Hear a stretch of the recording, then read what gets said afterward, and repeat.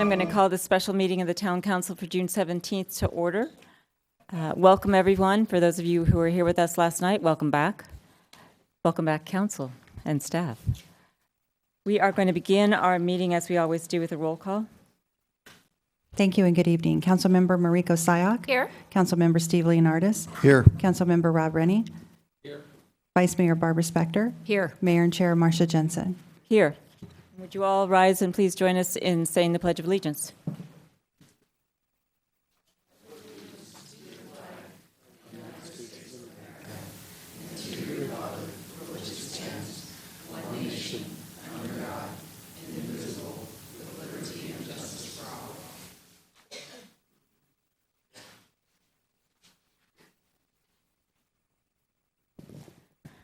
So we have only one item on our agenda this evening, and that is the North 40.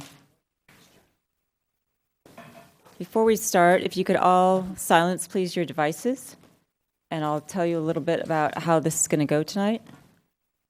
We are going to accept public comment. Our agenda indicates that your comments are limited to items that have not yet been decided. However, we realize that you all have a First Amendment right to speak to us about what you so choose. We would strongly encourage you to talk about those items that are still open. However, we recognize that we cannot prevent you from talking about what you would wish to talk about.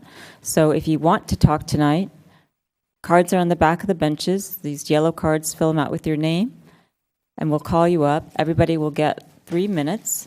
When you get called up to speak, please keep in mind a couple of things.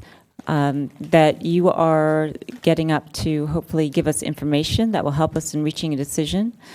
We don't want to particularly engage in a question and answer period or a dialogue. The council may have questions for you, but if you have a question about something, the council may or may not ask that of staff after the public hearing is completed.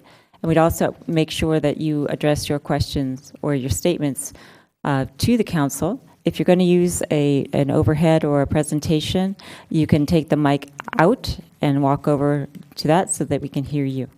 And as always, please be respectful of your fellow Loskatans' time, the council's time, the staff's time, and make sure that you give each speaker the respect that you would expect that you would get when you are speaking. And also, please consider whether someone has stood up and said what you had in mind previously, whether or not you need to stand up and reiterate that same idea. That said, before we start, I think the council has been informed, but I want to put it on the record and tell the council that this afternoon, this is on a different matter. Mr. White, our interim town manager, informed me that the City of Montesrino City Council did not approve the contract extension with the police department that this council considered and approved last night. It's my understanding that there were some modifications that council desired. I'll ask Mr. White to give us an amplification, but it would be my suggestion that this council consider placing the contract question on our August 4th calendar for potential reconsideration, and give a date certain by which Montesrino needs to give us a signed contract as approved by this council, or we'll reconsider it on August 4th would be my suggestion. But Mr. White, do you have something to add? No, that summarizes it. And the city manager has been advised that we would expect that based on discussions we had with the city manager and the city attorney there, that they would adhere to what we had agreed to. They had some very minor language that we said if you need a word tweaked here or there, we could take a look at that, but that on anything substantive, that would mean that we would need to reopen and talk about substantive issues as well. Okay. Does anyone on the council have a question for Mr. White? Vice Mayor Spector. I do not have a question for Mr. White, but I agree with the mayor that we should put it on our August 4th agenda. Thank you. Any other comments or questions? Councilman Rennie. So I gather that there's still really discussions going on with Montesrino. If we put it on our agenda for August 4th, but they decide not to change it back to any substantive changes to it, then what happens when we get to it on the August 4th agenda? Our hope is that they will have resolved the issue by then. They know our concerns. The specifics of language issues that they may have are yet to be put in writing to us. We only have listened to some of the audio of the meeting. It's further my understanding that Montecito is having a special city council meeting on July 21st. And it was indicated that they would have a special meeting on the 21st and might even conduct a special meeting before that in order to resolve this, because their comments were very favorable about having an agreement, but they had put on the table some about five potential agreement modifications. Thank you. So my motion would be that we place this matter tentatively on our August 4th calendar for reconsideration unless and until the town receives an executed contract as approved by our town council last night by the close of business on July 24th from the city of Montecito. Is there a second? Second. Seconded by Councilman Leonardis. Any discussion on the motion? All in favor? Aye. Aye. Passes unanimously. Thank you, Mr. White. Now we're going to move to our North 40 calendar. We only have one item on. That said,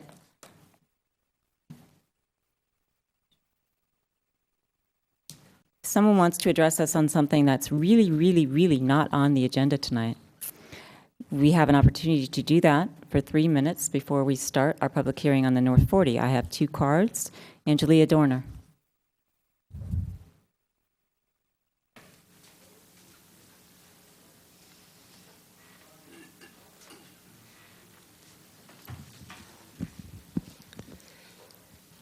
Hello, I'm Angelia Dorner, a proud resident of the Almond Grove. On a personal note, I had some good news today, and hate to tell you guys, but by the time you sit for your next session, I'll have my left eye back, and you'll be missing my patches. So if I may, though, through you, Madam Mayor, I'm really here just to thank the staff last night for their great effort on the operating and CIP budgets. In particular, I'd like to thank Mr. Morley for his organized and thorough presentation and responses concerning the capital improvement needs of the town. I want to thank each of you for your thoughtful consideration and affirmative action in finding and searching for and finding and allocating additional funds for the streets and sidewalks in the Almond Grove and Broadway districts. I look forward to continuing to trying to help bring you ideas and reliable information on those projects with one goal, that at the end of the day, there's still money left in that bucket that can be reallocated to other town needs.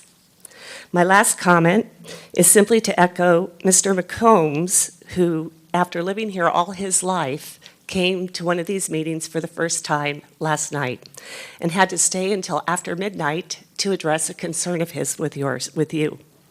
And he simply said that it was truly an incredible experience. Sorry. I'm passionate about everything, watching each of you work together, and I'm grateful to each and every one of you. Ditto. Thank you, Ms. Dorner.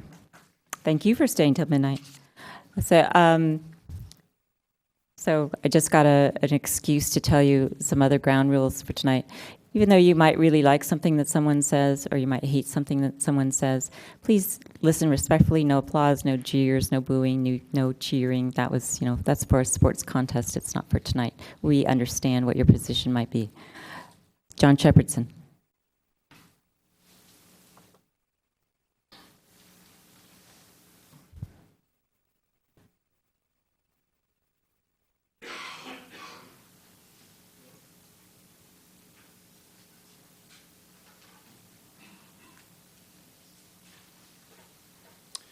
Thank you, Mayor. So since the town, I changed the number to 6 million because we got a little more money in the bucket last night, and I applaud the council for that. But are we still effectively broke? With our 42% Los Gatos Police budget, in my view, it equals bumpy roads, higher density, more traffic, and school impacts. So this is the summary argument. The Almond Grove and Broadway streets are still in a hazardous condition according to our own reports. So what can we do about it? Councilmember Spector has in the past suggested that people come forward with solutions, just not problems.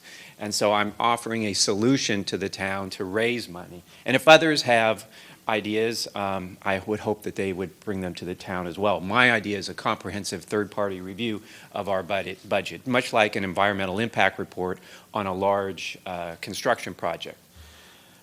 Again, this is information from our own report that we ordered in 2011, potential tripping hazards in the Almond Grove, shattered slabs, it's a definition of failure. They're at the end of their service life, and this was four years ago. These are the pictures, we've all seen them. This is staff report. We're challenged. We don't have the resources. We're seeking other funding, possibly from the sale of property. We have about $25 million in unfunded repairs that have to be done in the future, as far out as 2013 or 2035. I acknowledge that. I'm concerned about this. 20% of our roads are in very poor condition. 3% are in the Almond Grove. So what is it going to cost us for the other 17%? And if it's something like anything close to what it costs for the 3% for the Almond Grove at $12 million, that's going to be a very large number. This is, again, from the staff report. The maintenance costs go up when we don't repair the roads. Why have 20% of our roads fallen into that condition? This is on another issue, our generous pension plans that was in the patch. This is from Santa Cruz County grand jury report, ways to manage those costs, increase revenue, reduce workforce, outsource or contract for services. Again, this is a town staff report. We're going to have increased pension liability in the future. Solutions. This was a VTA, how they looked at it, their issues, and one of them was third-party evaluation or contracting. This is sort of my elegant solution. I got 9 seconds. In the middle there is a third-party review, and this is a quote from our former mayor. Nothing should be set in stone. It's always good to review expenses and budgets. So there we go. Thank you, Mr. Shepherdson. Sarah Walker.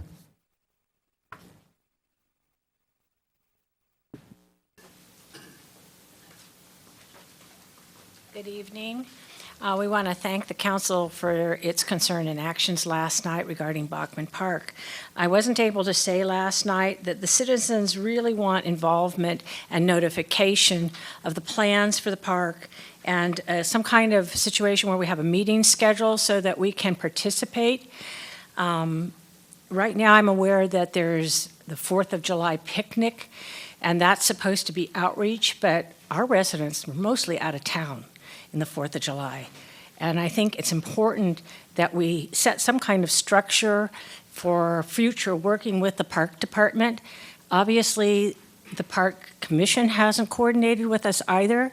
I've got residents who said they gave up on participating in the park commission because they felt they weren't listened to, and that was regarding the dog issue and children getting hurt. So I would like to propose that you consider some kind of a action group for us to form. If you want me to be leader, if you want us to have some kind of little election, or form some kind of a citizen group of 5 to consult with the park department, something constructive needs to happen. And so I'm proposing that you at least consider that. Thank you. Councilman Leonardis. Thank you, Mayor Jensen. I would like to know if staff can address the questions of the speaker and perhaps meet with the speaker outside of the meeting and try to come up with some ideas moving forward. Thank you, Councilmember Matt Morley, Director of Parks and Public Works. Happy to meet with the speaker as needed. I'll provide the speaker my card, and we'll make contact over the next couple days. The Parks Commission does meet regularly, and it's a public meeting. The neighborhood is obviously welcome at that at any time. And we would absolutely do a significant amount of outreach associated with any park project, including posting meetings at the park so the actual users of the park would be aware, and noticing neighbors if, in the vicinity of the park so that they're aware and can participate as well. Thank you. Thank you. Thank you, Ms. Walker. Oh, sorry, Ms. Walker, you have another question. Councilman Rennie. It's actually more for staff. Oh, it's for staff. You can have a seat. My- Sorry. Go come back. No. But before we move on, it's for staff. So in the past, we had a Friends of the Parks when I was on the Parks Commission that we were working on. We had it, I believe, Live Oak Park and maybe some others that may have died away, but it was based on where there was passion in the parks. It seems to me like passion has developed at Bachman, so that might be a program to consider bringing back, is the Friends of the Park program, and get something developed at Bachman. Thank you. We'll bring that to the Parks Commission and have a conversation around that, see if that can be part of their outreach efforts that they've been interested in getting going with. I don't have any other cards for verbal communications, so I'm going to move on to the only item in our agenda, which is consideration of the draft North 40 specific plan. We are going to take care of some procedural matters before we ask for comments from the public. The first thing I would like council to do is to either remember or follow along, or Ms. Bravetti put on the board, those motions that were made at our April 14th meeting. We made a motion, we approved a motion limiting residential units to 270. That passed 3-2 with the Councilwoman Sayoc and Councilman Rennie opposed. We made a motion that our general plan 100% density bonus does not apply to the specific plan. That passed unanimously. There was a motion to reduce the maximum commercial development to 435,000 square feet and remove out medical office. The minutes do not reflect, but at least my recollection of the discussion was that was remove medical office going forward, and that's an open item with respect to how we treat medical office on that property. There was a motion to limit the height for both residential and commercial to 35 feet, with 45 feet allowed for affordable housing and or hotel. That motion passed unanimously. There's a motion to maintain the currently required 30% open space. That passed unanimously. There was a motion to use the recommendations and assistance of the Historic Preservation Committee in going forward to preserve the agrarian feel of the property and to preserve the red barn where possible. There was no specific acreage that was associated with that set aside, and the only building that was discussed was the red barn. That passed 3-2. Councilwoman Spector, Vice Mayor Spector, and Councilperson Leonardis opposed. There are several other motions that I'm not going to go through. They had to do with transportation demand management, multimodal bike lanes, administrative matters with respect to how changes to the specific plan might be handled in the future. Those were the motions that were made and came up at our last meeting. Those items that are still have not been decided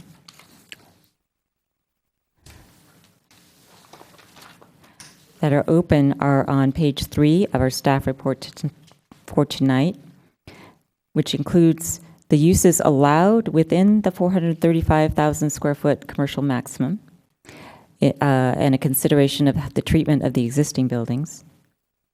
Multimodal paths was not fully developed. I think that staff was going to come back with us with information. Same with infrastructure phasing of how this might be constructed and what would have to be put in place before construction could occur. There was a question about privately accessible, publicly accessible private open space. Is a question about tenant open space requirements. There was a question about a 200 square foot maximum, whether that was appropriate or not, or how open space among housing developments or residents should be allocated.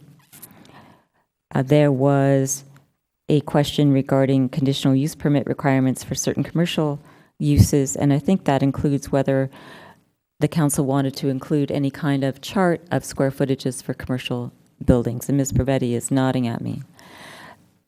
I went through that summary because it is my understanding that there may be some desire to reconsider any one or all of those motions that were previously made and passed. So, Council, you have received from Mr. Schultz today a memorandum that sets forth our reconsideration policy, and essentially that's found in our Town Council agenda and format policy, and it indicates that if there's a motion made to reconsider a prior action, it has to be made at the next meeting. That's an interesting question, whether it's the next meeting regarding that item or the very next meeting. There's different interpretations of that. Mr. Schultz indicates in our policy indicates next meeting, so we could interpret it to mean actually the next meeting. Clearly, we've had lots of meetings between April 14th and now.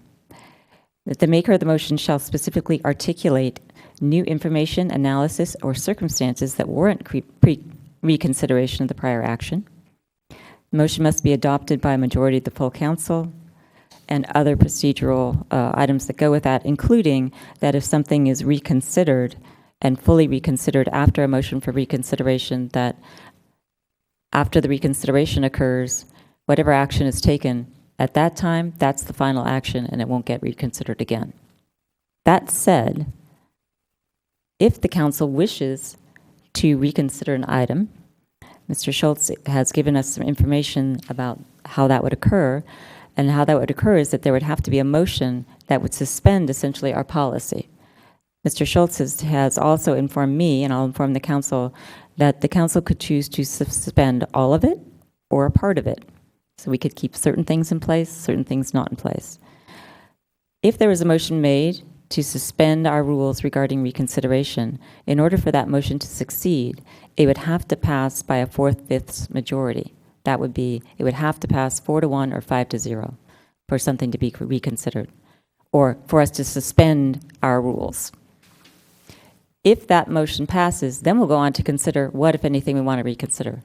But the first thing that has to happen is that the council needs to determine whether it wants to make a motion to consider suspending our policy. So with that lengthy information speech, Mr. Schultz, did I get that nominally right? More than nominally. Okay, there you go. So I'll look to the council and see if there is any interest in discussing or making a motion regarding suspending our policy to reconsider for tonight. Okay, I don't see any.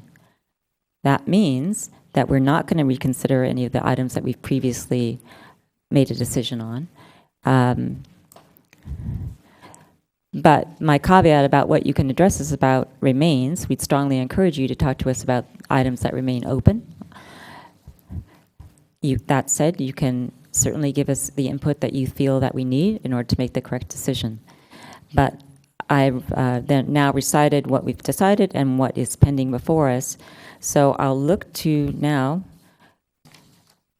ask the council to hold their questions of staff and begin with public comment. I have lots of cards, so I'm going to call several of you, and if you would be ready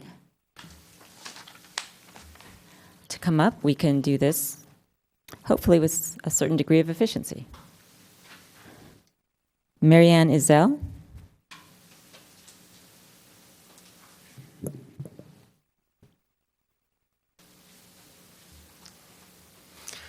Good evening. My name is Mariana Izell.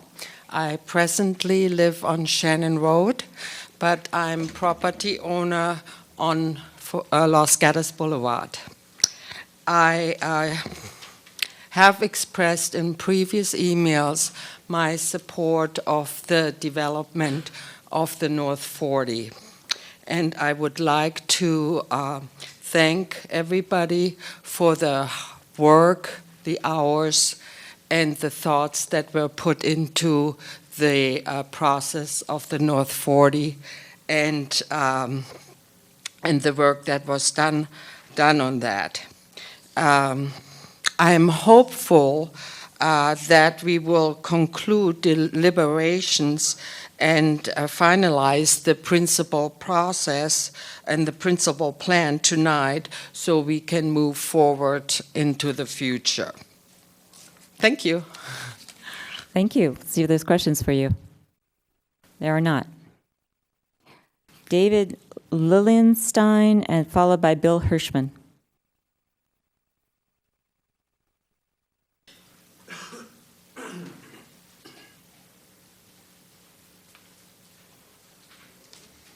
Hi, good evening. Thank you for taking the time to have this special meeting. I know this has been a long and involved process. I'm here to urge you to vote to approve the specific plan. I would like to address two issues. One is the open space issue, which has some issues that were on that open agenda, as well as the commercial development part. And sir, I'm not going to take your time to do this, but Mr. Paulson, can we put that back up, the things that are still open for consideration? That would be helpful. Go ahead. Thank you. As to the open space, this seems fairly simple to me. It's my understanding that approximately 30% of the project will be dedicated to open space. That's a lot. That's 13 acres out of 40, more or less. I'm not familiar with many other developments or plots of land, saving parkland, that have that large percentage of open space. I suppose you could negotiate a little more, maybe get another acre or so, but after as long as it's been to negotiate the 30 acres, I wonder at what point the costs outweigh the benefits of getting this plan approved. As to the commercial issues, I would say this, because it seems to be a very big and potentially divisive issue here in town. I love downtown Los Gatos. I shop here. I ride my bike here. I take my family here. I eat down here. I also go other places. And if what I'm told is correct about the current plans for development of the North 40, the concept of a neighborhood-friendly, a neighborhood-serving, a neighborhood-centric type development, then I very much look forward to that. How you enforce that, I'll leave up to you folks. But if that is the plan, then I can't wait for that development to happen and to start using it. And I say that because this concept that it's a zero-sum game that I hear sometimes bandied about, that any gain from the North 40 is a loss for the downtown merchants, I don't buy it, I don't believe it. It seems to me it is anti-capitalistic, slightly monopolistic, but it's just speculative. And absent some hard figures that somehow the North 40 is going to kill business downtown rather than actually enhance it, I don't see that as a basis for you folks to fail to pass the specific plan. I've lived in town here for 7 years. I have a daughter who goes to schools here. I followed the education part of this, and it seems to me that for the 7 years I've lived here, there has been debate after debate after debate. You folks and your predecessors have allowed an incredible amount of public comment. You have negotiated what seems to me to be about the best deal that can be had. And this current plan is such a far cry from the original plan that I think you should be commended. And now realize here today we are at the finish line. You can spend more time doing this. We can go back to the basics. However, to get the residents in here, to get the tax dollars from the North 40, I encourage you tonight to approve the specific plan. Thank you. Thank you, Mr. Lilienthal. Other questions? And I saw you look stunned when the little lights went off, so I'll tell all of you that when the green light is on, you're fine. When the yellow light is on, that means you have 30 seconds left. And when the red light is on, I'm going to ask you to wrap up your comments. So thank you, sir. Questions? Yes, Councilman Leonardis. Thank you, Mayor Jensen. You mentioned that you thought 30% open space was too much. What do you think is an ideal amount of open space? Perhaps I misspoke. 30% is great. I think it's a wonderful amount. I think it's a lot, and I think it's more than most other developments around this area. Okay. I thought you were arguing the other way. Thank you. No, not at all. Thank you. Thank you. Thank you, sir. Bill Hirschman, followed by Linda Mandolini. Excuse me. Good evening. My name is Bill Hirschman. I am one of the owners of some properties in the North 40. Specifically, an existing building at 15055 is where my suite is, and 15075 Los Gatos Boulevard. It's one of the what has been included in theory in the 66,000 feet of existing buildings. That is not encompasses just our building, but others as well. I only speak to our building. I'm going to go very quickly because I only have 3 minutes, and you've received lots of correspondence from us, so I think you know our issues with regards to the uses and of existing buildings within that 66,000, if you will, of existing spaces. We're not here tonight to ask for anything new or anything in addition to what we had when we walked into the door this evening, and that's the ability to use the building for various uses that were granted to us under a couple of different developments over the last 18 years, most recently in 2011. What we're asking for, and I think what staff has I think almost got to our satisfaction, is that we be able to have the uses that again we had the right to as I stand here this evening, and that would be medical, office, retail, any uses that were established under our current zoning, which was a PD under CHPD. Our basis for that request is that when our project was reapproved in 2011 as a condominium, it was analyzed as a medical use as far as traffic was concerned, because that was the highest and, if I can say, worst traffic impact.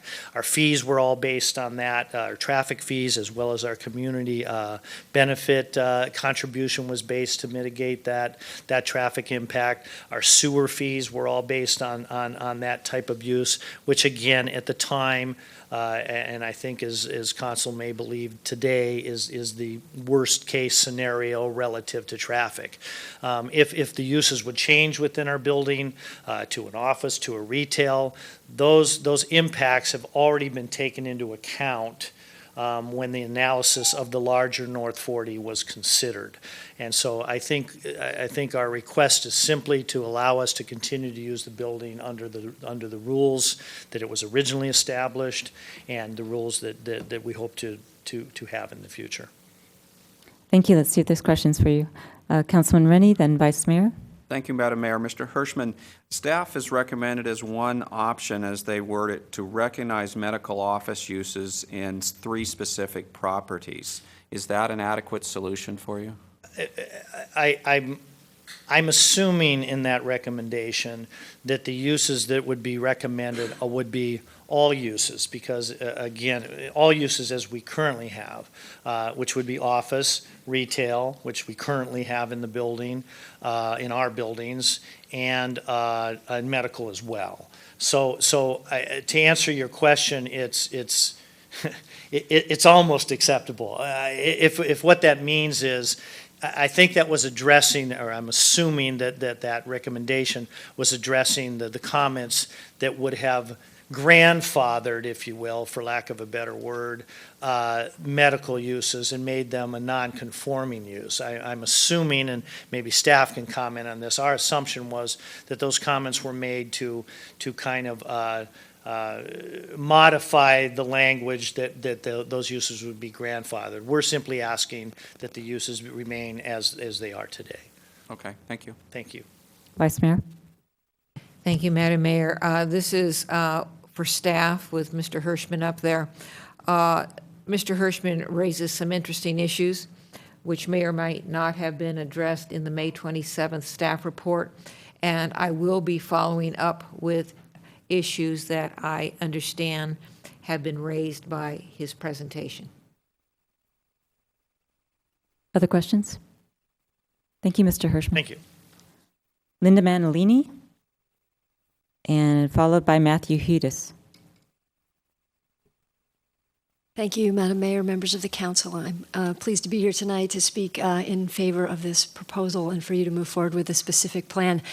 And I'm here specifically to speak to the affordable housing aspects. As you know, with the loss of redevelopment, it's been virtually impossible for groups like Eden to build affordable housing anywhere in California. And this is the best way for us to do it. And you've been debating this plan for a long time. What's really great about this plan is that Grosvenor and Summerhill, if you move the specific plan forward, have created a way to create more housing that's more affordable to extremely low-income seniors. And the lines are not getting shorter as we wait to approve the plan. They're getting longer. Our average wait time is 5 years for senior housing, like the one we would propose if this plan were to move forward. So I'm just here to say, please try to move it tonight, because we think it's a really good thing.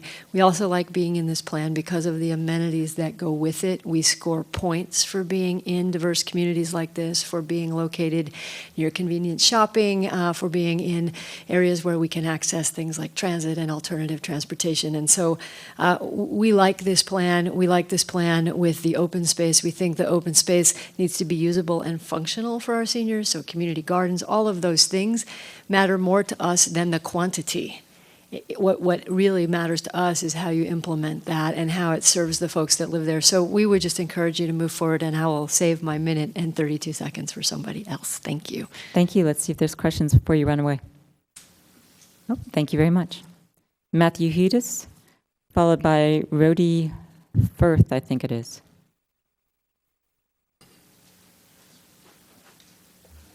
Good evening, Mayor Jensen and council members. I just got in from Philadelphia, and I want to thank you for having this meeting tonight and hearing comments on the items that you haven't addressed yet.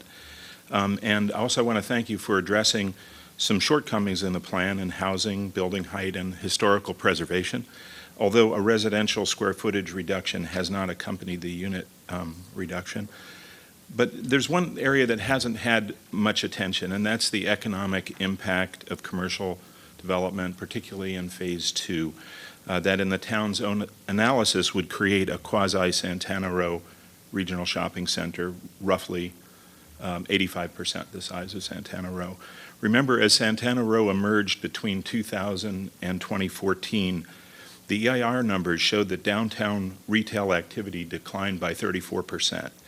Common sense says that adding another Santana Row right here in town, regardless of how you look at floor size or other things, will have a substantial impact on business, on traffic, and ultimately on the vitality of the town. But the important point I want to make is that vitality doesn't come from eliminating competition. It comes from creating a level playing field where the entire town can thrive. And that includes two parts. Implementing some controls in the North 40. I've submitted 5 for consideration, and the consultant and other residents have suggested some as well. And then secondly, creating synergies between the North 40 and downtown. I've submitted several ideas, and I think a standing economic vitality advisory group could monitor commercial development and recommend actions should they be needed and should they be appropriate. Finally, I think it'd be helpful if you gave the Planning Commission and future town councils some guideposts for considering the economic impacts of North 40 applications with 2 relatively straightforward language changes. One, state that North 40 retail will be principally neighborhood or principally town serving, not just as could currently be implied, possibly neighborhood serving. Secondly, reference the value of our downtown in the plan and the impact that North 40 could have on it and the need to perhaps monitor and act. And I've authored some language on that previously.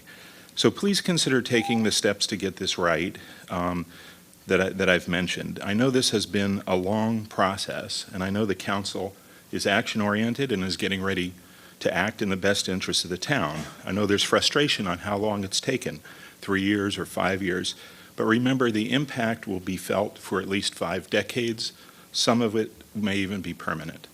So I think 3 or 5 years is not such a long time in that context. Thank you.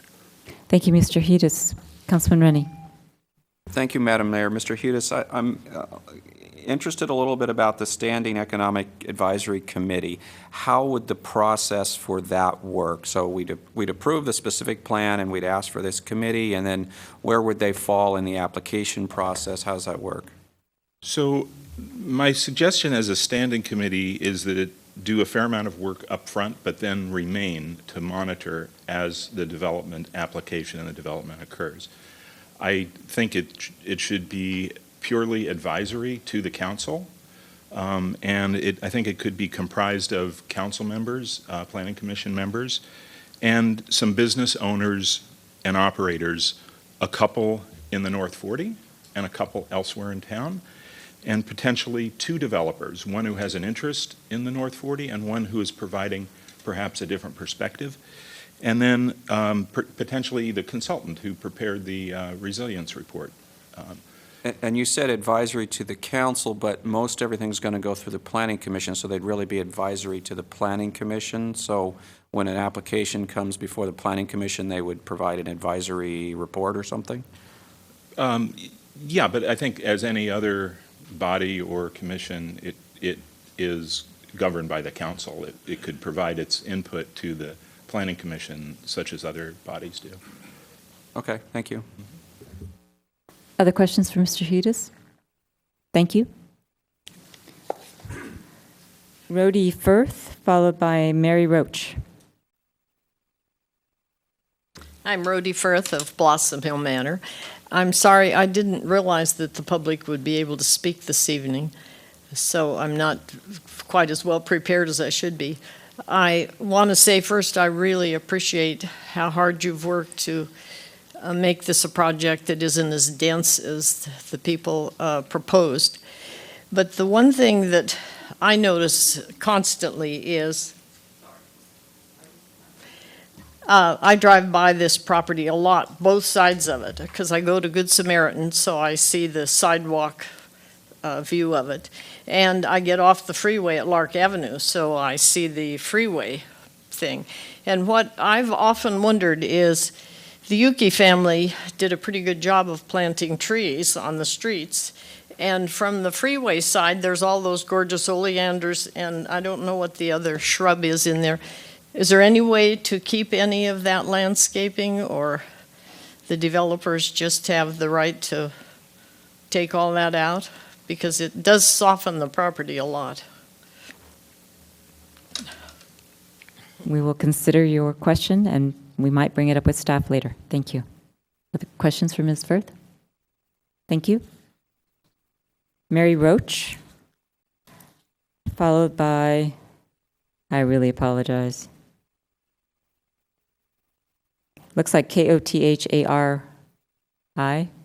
Okay, sorry. I'll look forward to what it is. Ms. Roach. Good evening. Thank you for listening to public comment and all the work you've done on this. We've been going to a lot of the meetings too, so I know your hours are far beyond what I've put into. I'm also from Blossom Hill Manor. I live on Cherry Blossom Lane. Been there 32 years. And one of my big concerns is the traffic going down to Blossom Hill Elementary School, and they're going to be diverting or taking shortcuts or whatever we should call it. And Cherry Blossom is pretty well impacted by the increase of student population and the fact that there isn't, as I understand, going to be an elementary school in the North 40, which I think is disappointing to me. But I'm wondering about the water sources for high-density housing. We keep doing more and more building, and where's the water coming from? I know that's not your business, but it's part of the whole picture for Los Gatos in totality.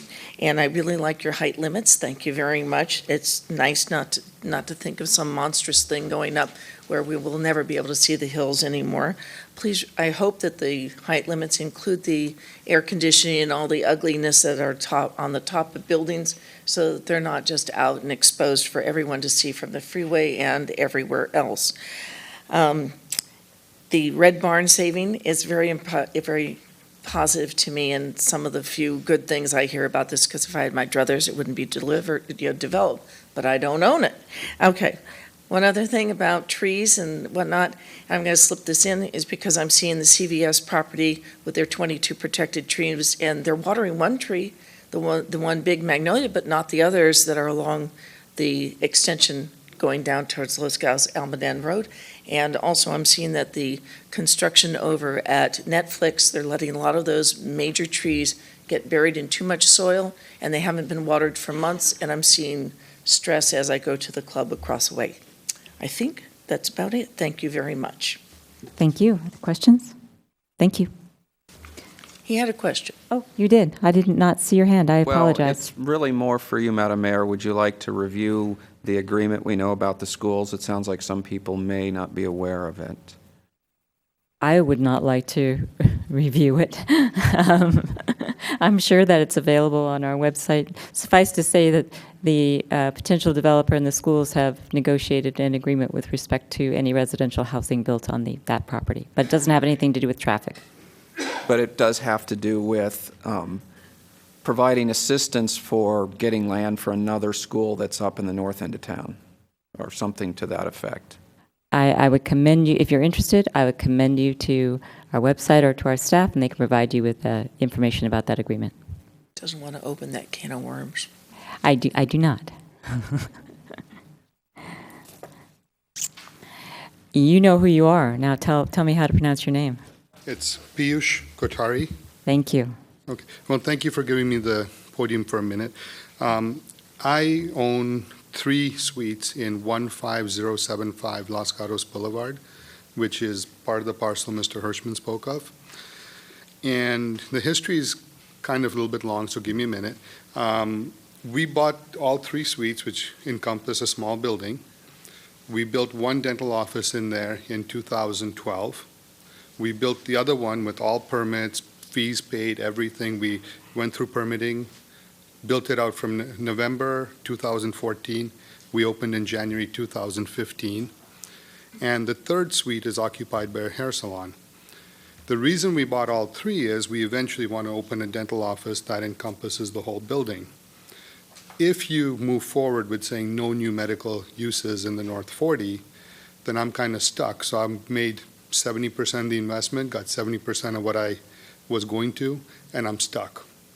I don't think that's really fair. I came to Los Gatos as a small business person, made an investment, created jobs, provided services to people in the area, and we just have a simple plan to go forward. When we bought it, I'd met with people in planning, made sure all the right approvals were in place, the impact fees were paid, so forth. So I totally agree that council has a right to approve all kinds of new development in the North 40. I don't think any of my rights should be taken away that I've paid for, that I've worked very hard for. So that's what I'm going to ask you guys for, is if you can keep our rights the way they are. I know in one meeting there was some conversation along the lines of legal non-conforming. I'm going to ask you guys not to do that. Legal non-conforming, the way it was described to me, is at some point, if we don't use it as medical for 6 months, our right goes away. If, God forbid, one of us passes away, we only have a few months to find a buyer, get financing, do all that. Otherwise, we lose our entire practice and we lose the right to do medical in there. That's no way to live for us as small business people. Okay? So what I'm going to ask you guys is if you can leave it exactly the way it was before all this started and just leave us the way we were. We're not asking for anything new, but please don't make it legal non-conforming or remove our ability to do new medical, because I've got one more space I need to build out, and that was always part of our plan. We've invested a lot in the community, in this town, paid all the fees, followed all the rules, and I just want to ask that we are treated fairly. Thank you. Thank you. Other questions? Vice Mayor. Thank you. When you say leave it exactly the way it was, does that mean that leave it medical? No. Okay, so tell me what you mean by that. Right now, we can use it as office, as retail, or medical. So, for example, it used to be Edible Arrangements, one of them. One of them used to be Mally's, which used to sell hair salon products. Currently, there's a hair salon in the 3rd suite that I'm not occupying. And I don't want to be forced to only lease to a doctor or only expand my practice, because that is good retail space also. I mean, I'm right facing Los Gatos Boulevard. Right now, all the buzz is medical. Who knows what it's going to be in 10 years? What you guys do, as someone else pointed out, is this is a 40, 50, 60-year impact plan, right? Those buildings are fairly new. They're going to be around for a long time. So I don't want to give up any of the rights that I have today just so someone else can go and do a development. I get that the new people have to live by new rules, but it's not fair to change the rules for someone who's already in place, who's paid a premium for this property based on what we thought our rights are. Thank you. Other questions? Thank you, sir. Thank you, ma'am. John Shepherdson, followed by Wendy Baker.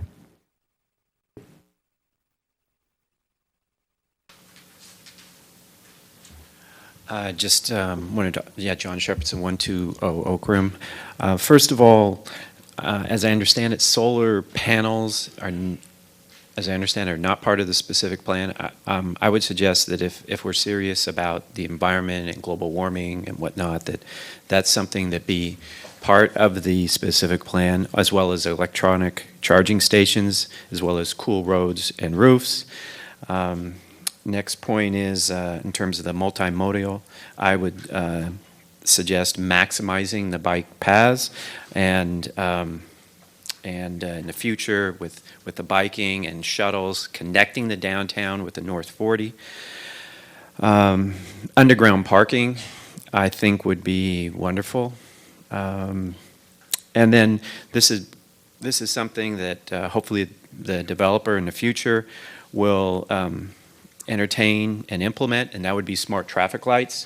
The studies show that you reduce traffic by about 30%, and that would benefit commercial property owners as well as the community residential property owners. And lastly, on the multimodal, I think Stanford University has a good model that staff may want to look at in the future. And then lastly, thank you for all of your effort, very sincerely. The ton of time you put into it, and obviously the thoughtful deliberation. Are there any questions? Thank you. Wendy Baker, followed by Natalie Dean. Good evening, Honorable Mayor and City Council members, Town Council members. My name is Wendy Baker. I'm with Summerhill Homes. Tonight I'm here to speak on two issues. One is open space and two is infrastructure and planning. My memory, first on open space, my memory was jogged earlier today on the discussions that the advisory committee had regarding the vision for open space and what it was for the North 40. And that vision was quite clear: to complement and not duplicate the open spaces that already existed in Los Gatos, and specifically the downtown. This is in keeping with the goals of the specific plan, which is to satisfy unmet needs of the town.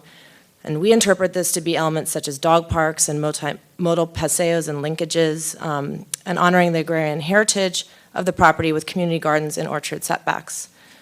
The town doesn't have to feel pressure to acquire property in the North 40 to achieve this for the residents.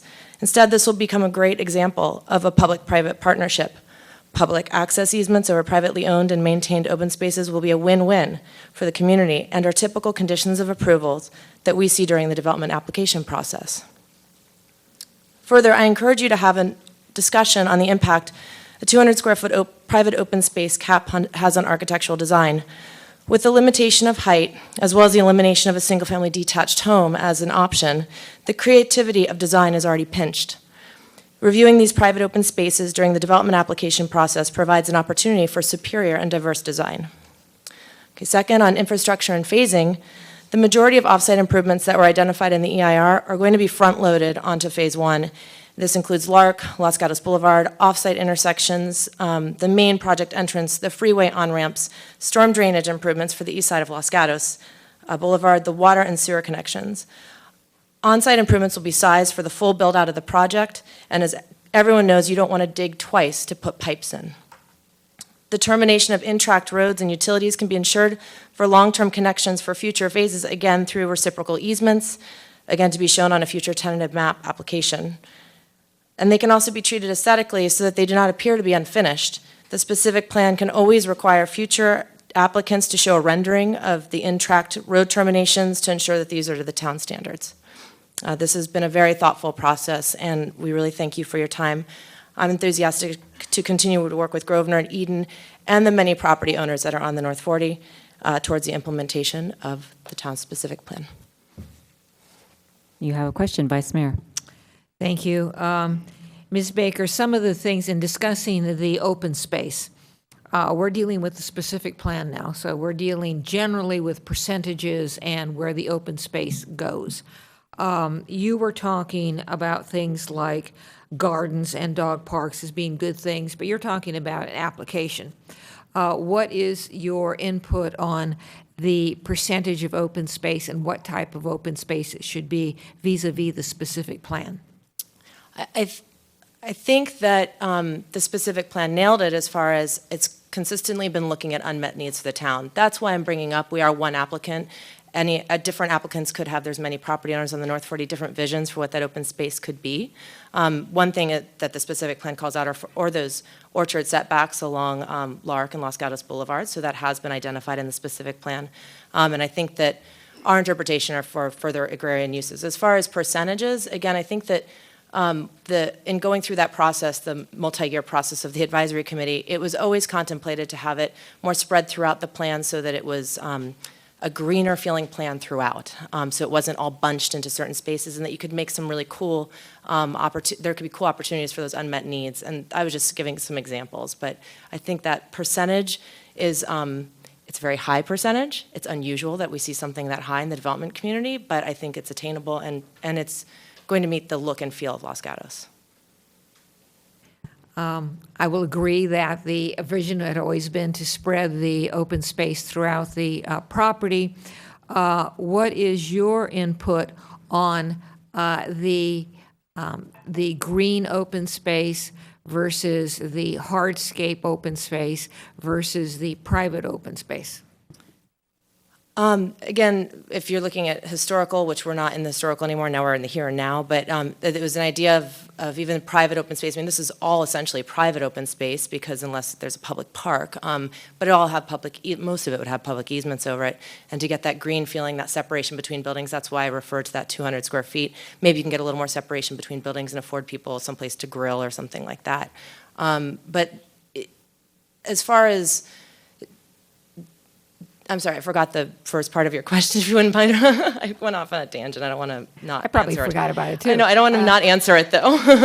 But talking about the specific plan and your input on green open space versus paved open space versus, I do this because private open space within a building, what is your input on as to what the open space should be?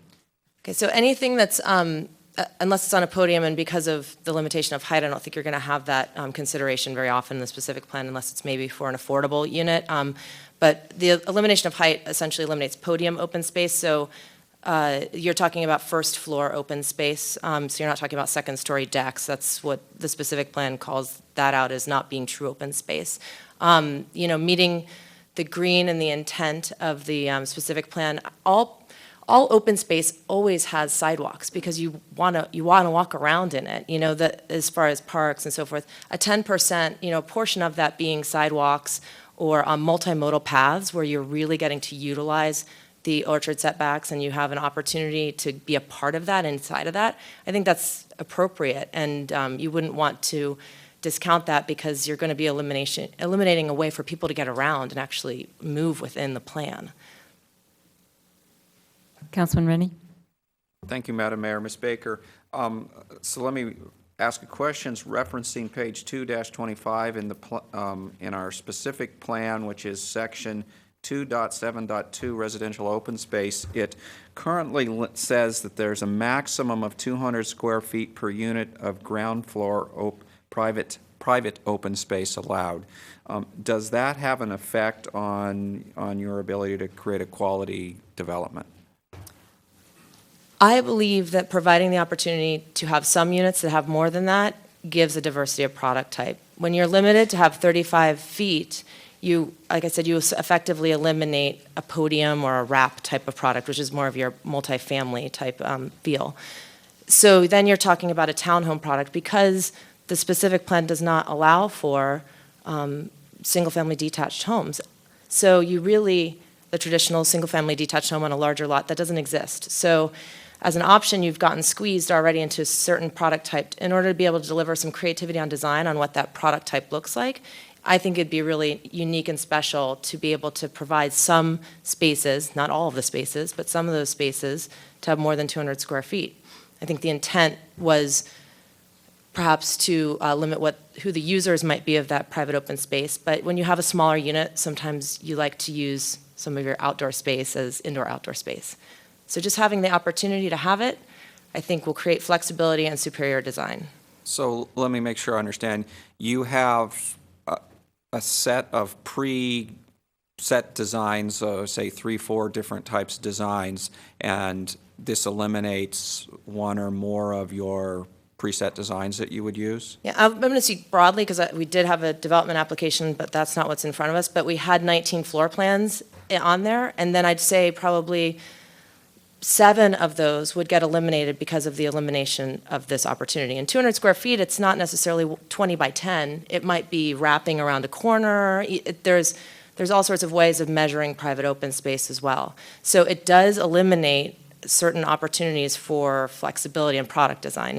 And I think that that's a shame because that's what Los Gatos is about, is creating articulation and really neat little spaces. So what would that number need to be to allow us more flexibility to create, different product types?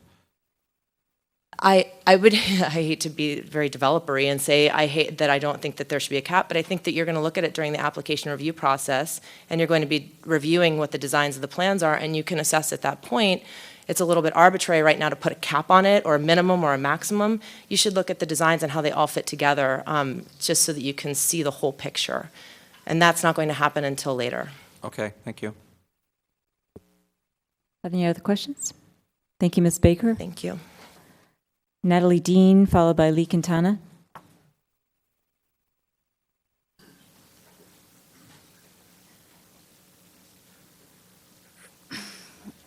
Good evening, Mayor, Vice Mayor, and council members. My name is Natalie Dean, and I'm with Greenbelt Alliance.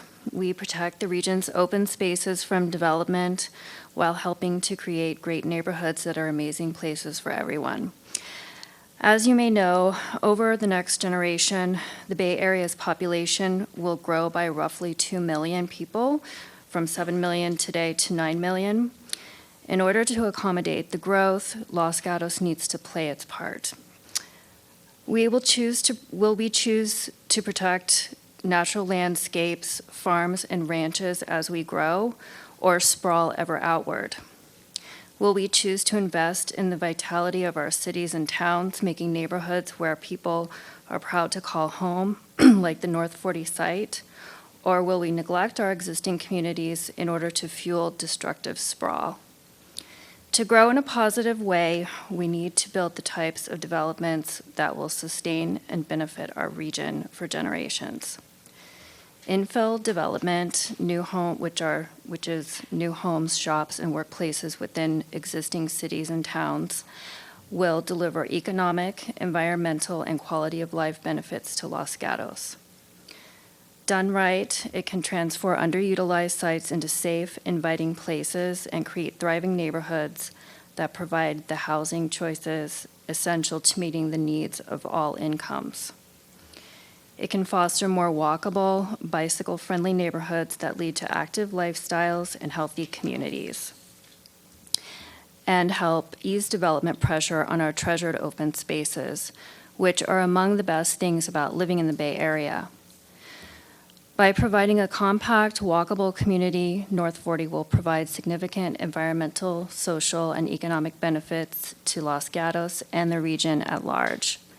It is essential that Los Gatos approves a North 40 specific plan that will not only allow but encourage this type of development. Thank you. Questions for Ms. Dean? Thank you. Lee Quintana, followed by Susan Landry.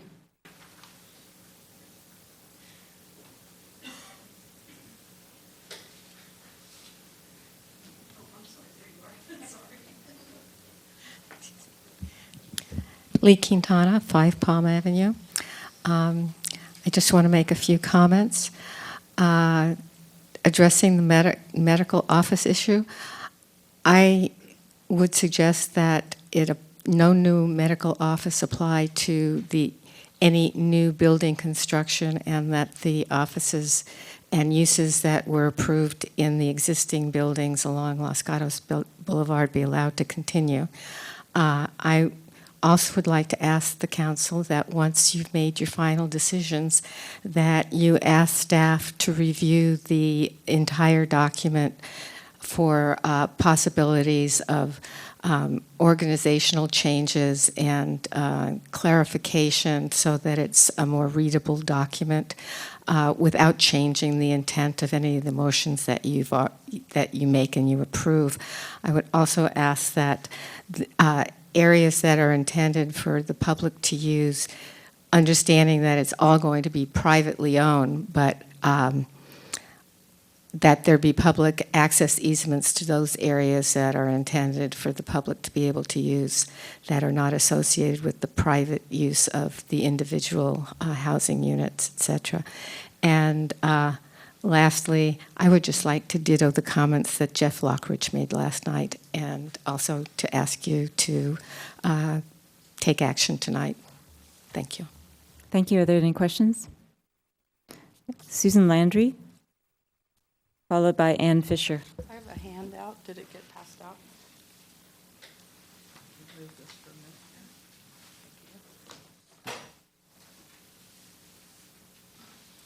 How do you make this?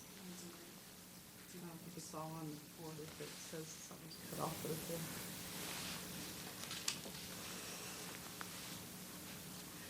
And Ms. Landry, you can use that microphone. Yeah, thanks. Okay, thank you. My name is Susan Landry. I'm an environmental architect. I live in Campbell, and projects like this are going to impact me. I also am concerned about the environment. I want to ditto what Ms. Dean said about our green belt. I'm going to read you a couple of your vision statements as you look at this drawing. It didn't come out that great, but the red line is what they're calling the spine road. They have an ingress into the site at Lark, and they have this one over here at Good Samaritan. So the road is pretty much the dominant feature in this project. But your vision statement says that the North 40 should seamlessly be woven into the fabric of our community.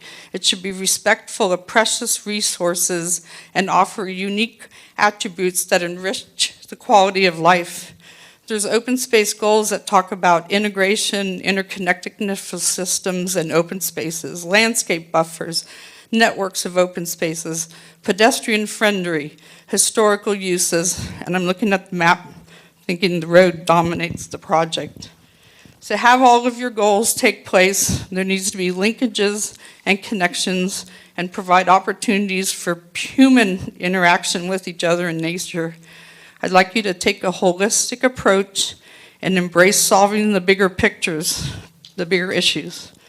The biggest issue that I see with circulation is that Samaritan intersection. My doctors are all here. I live over in Campbell. I come down this intersection. All it takes is this one car stopping right there at Subway to get that parking space, and this guy to stop, and that whole entire intersection for numerous rounds of the lights gets backed up. There is no way that that main road should come out at that intersection. I would like to have the main spine road reevaluated and the traffic intersection to exit on Los Gatos Boulevard to be somewhere closer to the middle. I just happened to show it here because of the other street. I do not think that this complex should be allowed to exit out, keep the driveway in, but have what is black, not the dominant feature. Have a perimeter road with the central area where people can gather. The yellow represents the connectivity, have it be all connected. I noticed one place in you say park once, design. What if you had park never? What if you had that trolley from downtown? What if you worked backwards? Don't call it a streetscape, call it a peoplescape or a bikescape. Think of neighborhood centric. I don't think we really want a Santana Row here. Thank you. Thank you. Are there questions for Ms. Landry? Councilman Leonardis. Thank you, Mayor Jensen. Ms. Landry, what was your profession again? You mentioned you are a... I made up a title for myself. Oh. I'm a licensed landscape architect, but most people think I'm a gardener sometimes. So I do habitat restoration work and big, large public projects. So for the last 10 years, my business name is Susan Landry, Environmental Architect. Thank you very much. Other questions? Councilman Rennie. So, thank you, Madam Mayor. I'd actually like to ask a question of staff at this point. Can Ms. Landry sit down then? Sure. Thank you, ma'am. But it's about this subject. So we've always had the drawing of the road, but are we actually specifying that it must be in this particular place? Because I really don't see a difference in the number of roads. She's just drawn them going through the property in different places, but that's not something in our plan that we specify, is it? Thank you, Council Member. The plan identifies a spine road, and that is intended for interconnectivity as well as we'll be discussing later on tonight, opportunities for multimodal paths that are parallel to the spine road. There are some other exit points along Los Gatos Boulevard, as noted, between Lark and the freeway, so it doesn't all need to exit out onto Samaritan Drive. What we would expect with a specific plan like this is that as applications come forward, we would be designing more specifically the actual alignments, doing additional traffic studies to make sure that we're not creating overly impacted intersections and making the necessary improvements. So at this point, we're looking at a specific plan and its proposed conceptual circulation. So I think the answer is no, we're not saying any specific place, so her suggestions could be something that could be thought of, but we're not going to specify a particular placement of roads in the specific plan. The idea of having a north-south spine is really central to the plan as proposed. I appreciate the speaker identifying the potential of a periphery road. That would be a different design, something, of course, that the council could consider. But the notion of a spine linking all of the sub-areas together is a fairly central feature to the existing plan. Other questions? Ann Fisher, followed by Mark Miller. Good evening, council members. I'm here to speak. I'm speaking in favor of the development plan for the North 40. I'm representing the Silicon Valley Bicycle Coalition, a member-based organization with 2,600 members. Our purpose is to work for safe bicycling, such as bicycle lanes, bike trails, and especially safe freeway overcrossings, which that Lark is a freeway overcrossing that's very difficult to negotiate by bike. I'm also a resident, so I'm kind of here in a dual role. I live at the north end of town, not far from the proposed development. So the Bicycle Coalition supports the development. Getting people out of their cars creates safer environments for bicyclists and pedestrians, and it reduces pollution, improves air quality, and improves the health of the community. The developers of the North 40 have committed to working towards a bike lane on the south side of Lark and a multi-use path on the north side. So these would connect the Los Gatos Creek Trail and also Winchester Boulevard with the bike lanes on Los Gatos Boulevard. It would make what is now a pretty dangerous freeway overcrossing much more safe for bicyclists. This would be a significant improvement that would encourage bicycling in the area. As a resident of Los Gatos, I'm excited about the proposed retail development in the North 40 with its mix of smaller shops and a market-type retail area. For many of us, it is within walking or bicycling distance, and I think it will be a big draw for those of us who live at the north end of Los Gatos and tend to shop and dine in Campbell. As a senior myself, I also appreciate the attention to include senior housing and the type of sort of, as I understand, it's going to be like walkable, kind of smaller retail and eating establishments that will appeal to seniors also. So thank you for your consideration. Thank you. Are there questions for Ms. Fisher? Councilman Rennie. Thank you, Madam Mayor. I'm trying not to critique your talk, but my question is there an ask in all that? You sort of just told us everything that was already there, but do you have a specific ask? Is it just leave things all as is, or?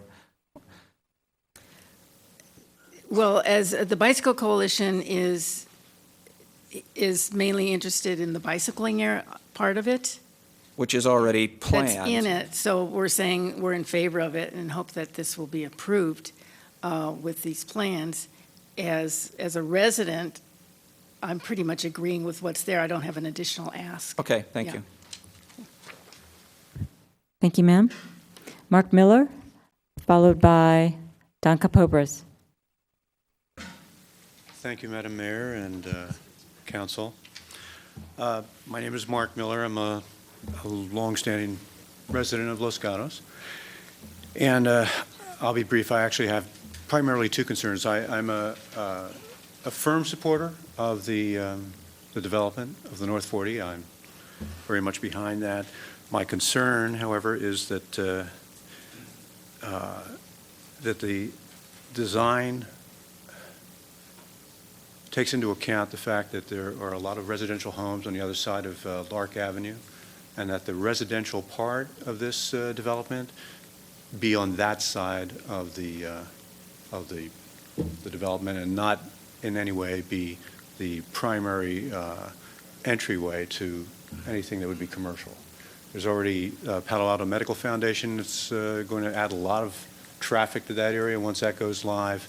Lark Avenue is a busy enough place as it is, particularly with the car wash there. I think it would be, well, I have an ask. My ask would be that you be mindful of the residents on the other side. My second concern would be the commercial development of it, the businesses. I would hope that, and I know there's already been a lot of discussion about the maintaining the character of Los Gatos with this development, and I very much appreciate that.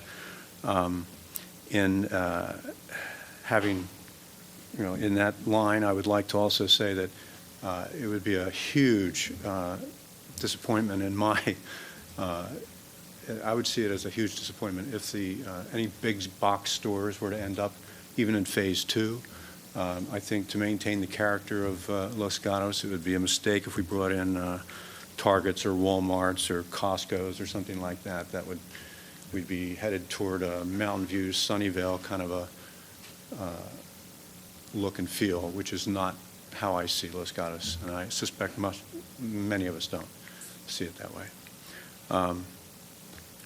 I have 3 college-age boys that all would like to settle in this area, and I think it's great that there's going to be more residential property there. I just would like to see it set up in a way that maintains the feel of the area.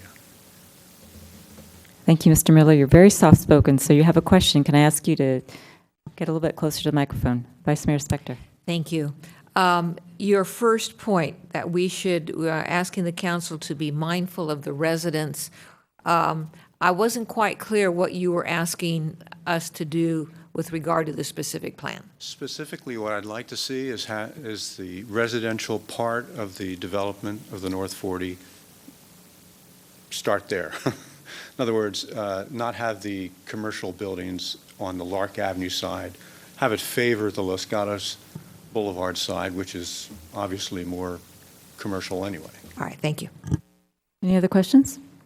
Thank you very much. Thank you. Don Capobras, followed by Jack Vaneta.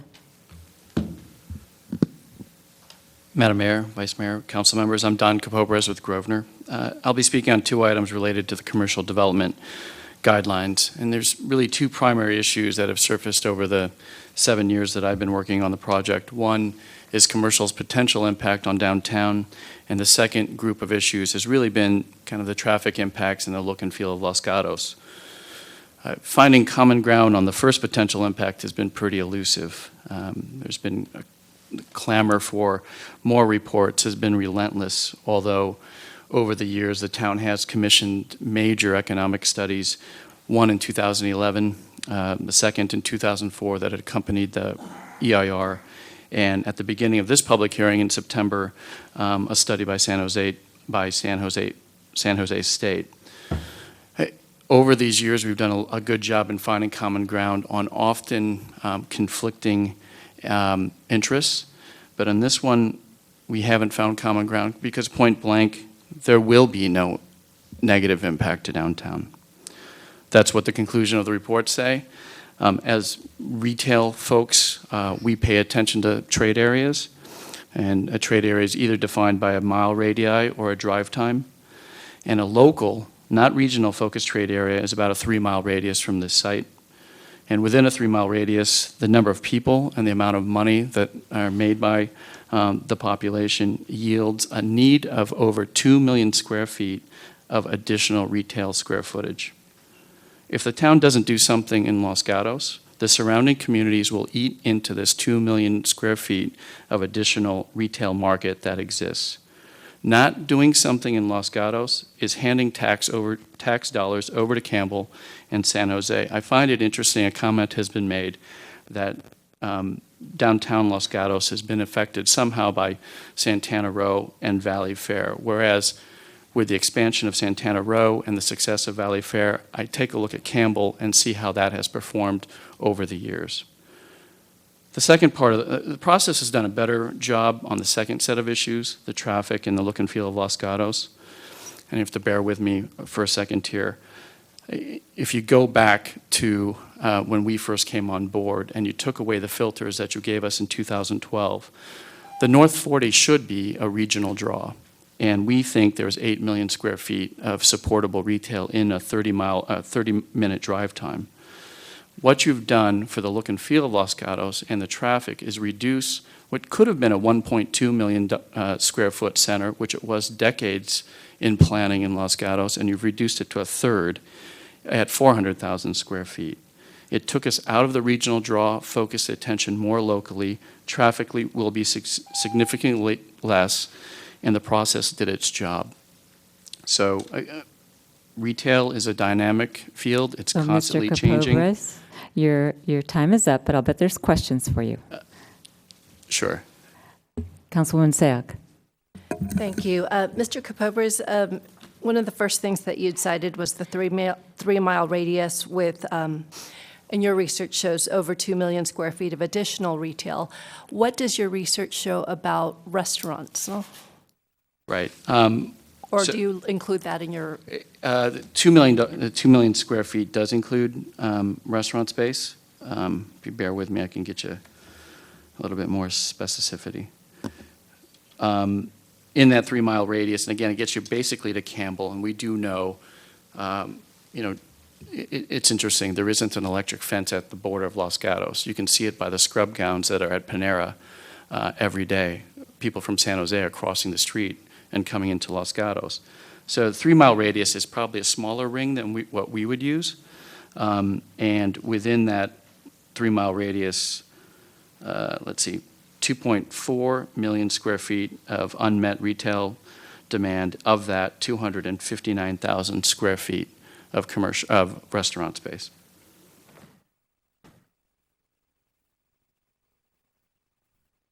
Vice Mayor Spector. Thank you, Madam Mayor. Mr. Kapobras.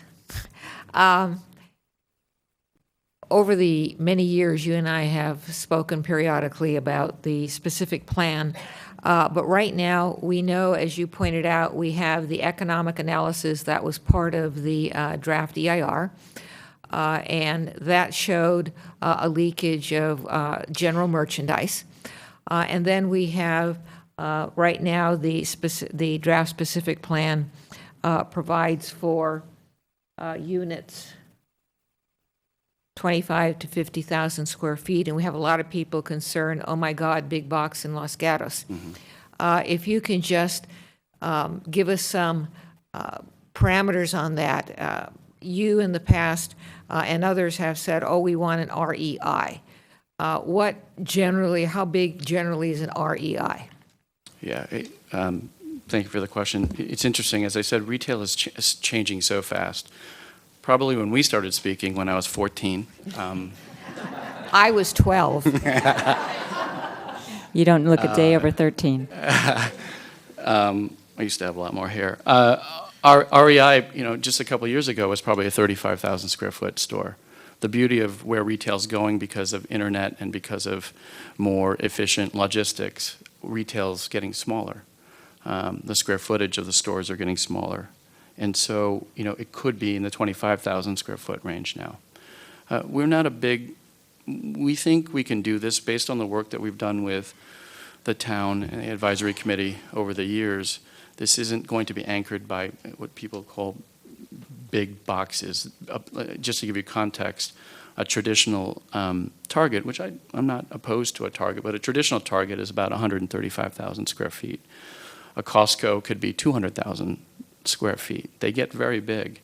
What we're hoping to do, and I've been asked to point to a retail program that someone can go visit that matches the vision of what the town has come up with, and I'm challenged by it because, as you remember in the advisory committee process, we ended up with a bit of a hybrid.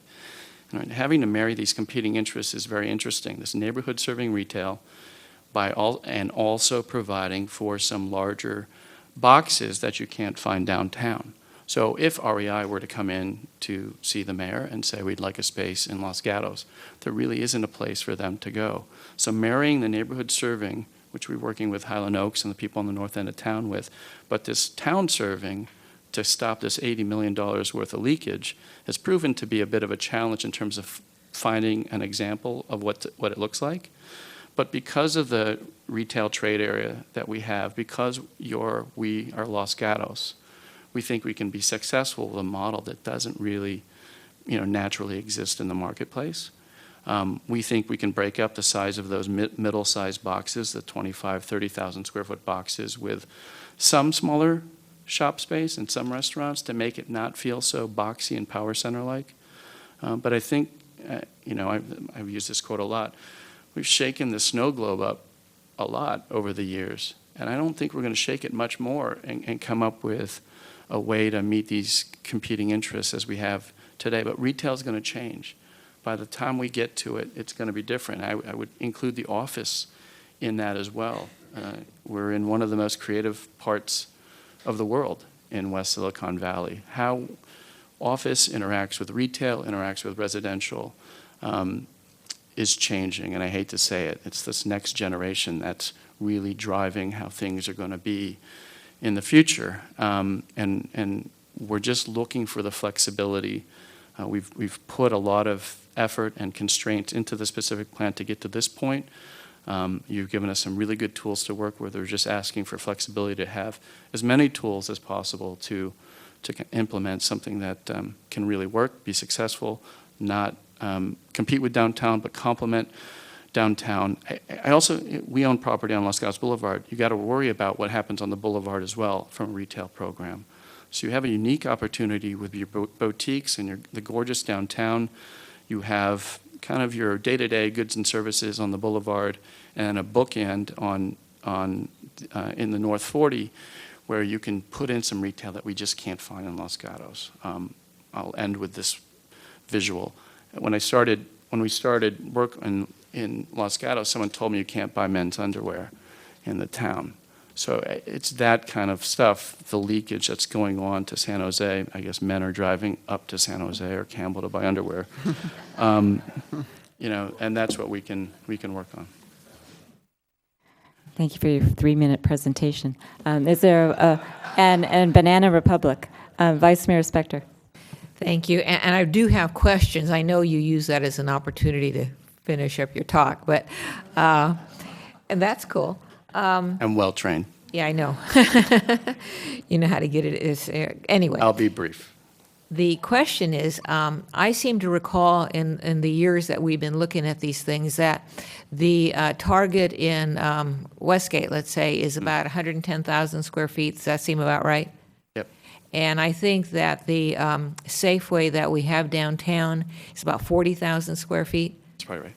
Now, right now, the chart of square footages goes up to 50,000 square feet. Now, I don't know what we're ultimately going to do with that chart or whether we're even going to have a chart, but we have a 50,000 square foot maximum, and the last category is 25 to 50,000 square feet.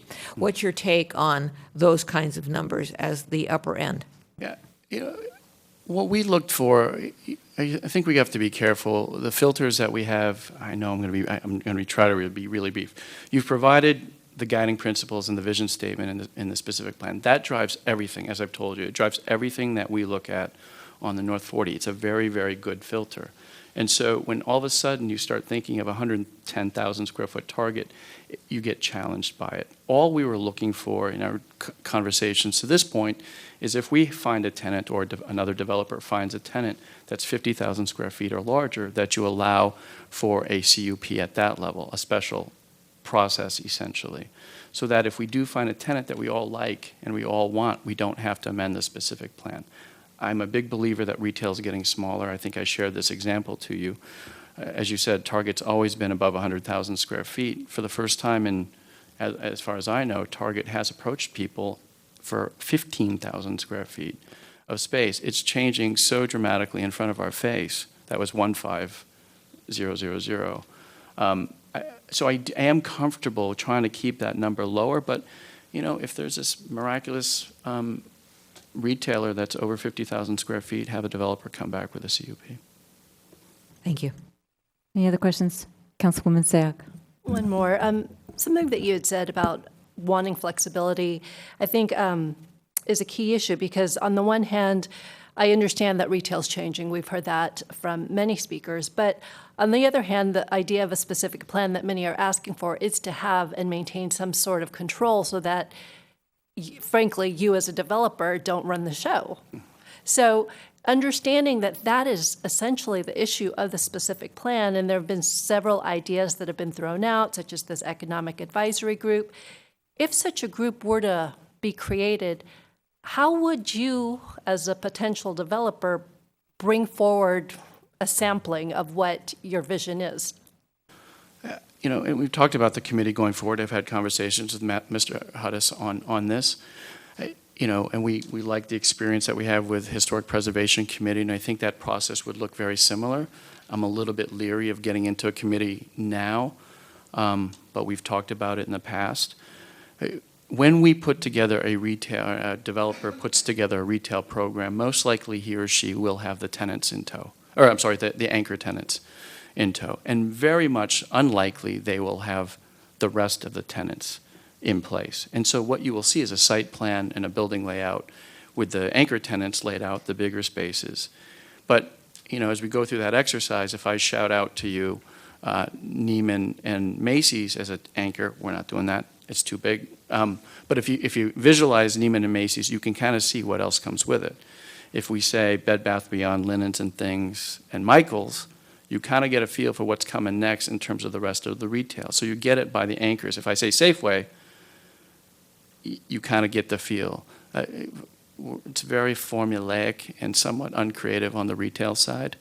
So from a control perspective, that's what you would see an application come forward with, is a site plan that's really driven by the anchor tenants and then the other spaces laid out. Anything else for Mr. Kapobras? I'm going to let him talk for another half hour. Councilman Rennie. Thank you, Madam Mayor. Actually, Councilwoman Sayak asked my first question, which was about restaurant space. You said there was 260,000 unmet restaurant space in a 3-mile radius. To put that in perspective, two questions. What do we have downtown? And because that's the reason we're talking about it, is protecting downtown. So how much do you think we have downtown in terms of space, and how much would you want to put in the North 40 of that available 260,000?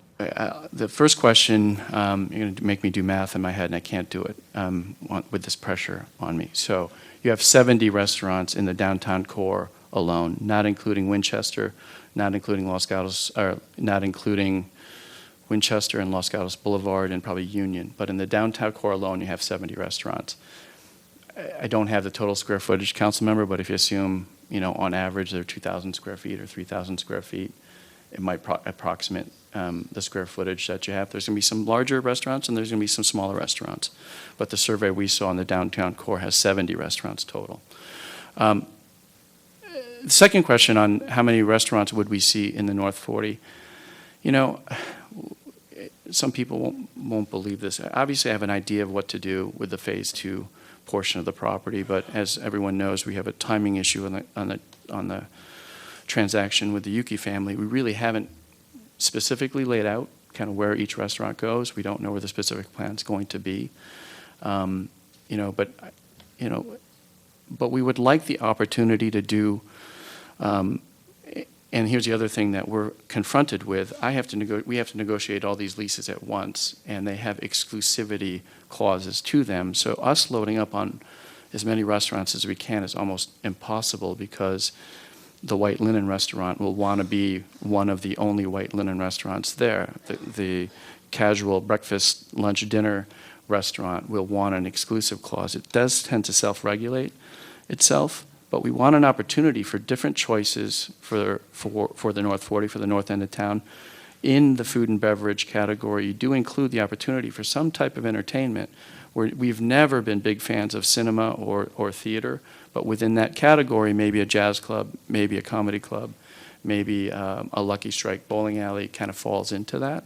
So you do start getting into a relatively, potentially large number on the restaurant square footage there, but we're primarily, the vision is to anchor this with the boxes like the REIs and the Crate and Barrels and those types of retailers. So your point is, since they're renting all from the same person versus downtown as many people, they can now force you into, you know, an exclusive agreement, which they couldn't do downtown. That's right. Both an exclusive agreement and a co-tenancy, a lot of times they won't come unless the other person comes. Okay, thank you. Yep. Any other questions for Mr. Capobras? Thank you very much. Jack Vaneta, followed by Gina Robinos. Good evening, Madam Mayor, Vice Mayor, council people. As a short preamble to my 3-minute ditty, I would like to make sure I get several statements in early. One, the property will not become a large park, and development is inevitable. 2, seniors are not going to move into multi-story units without an elevator. 3, millennials are not going to move into a boring development. 4, provide variable heights up to 50 feet at the lowest section to relieve the boredom of everything that's at 35 feet. 5, put more trust into the Yuki's decision to hire Grosvenor to design and build this 40 acres and work with them on a collaborative basis, not adversarial. You can get into the weeds and homogenize it to look like any hokey development, or you can create a collaborative environment whereby this town gets a gorgeous development that complements and enhances the downtown and sucks our local citizens back into shopping in Los Gatos.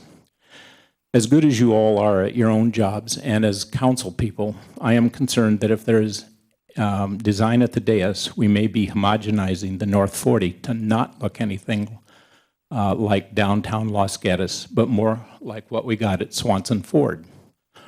Granted, the new buildings look better than the old Swanson building did, but what we got was more vanilla blandness.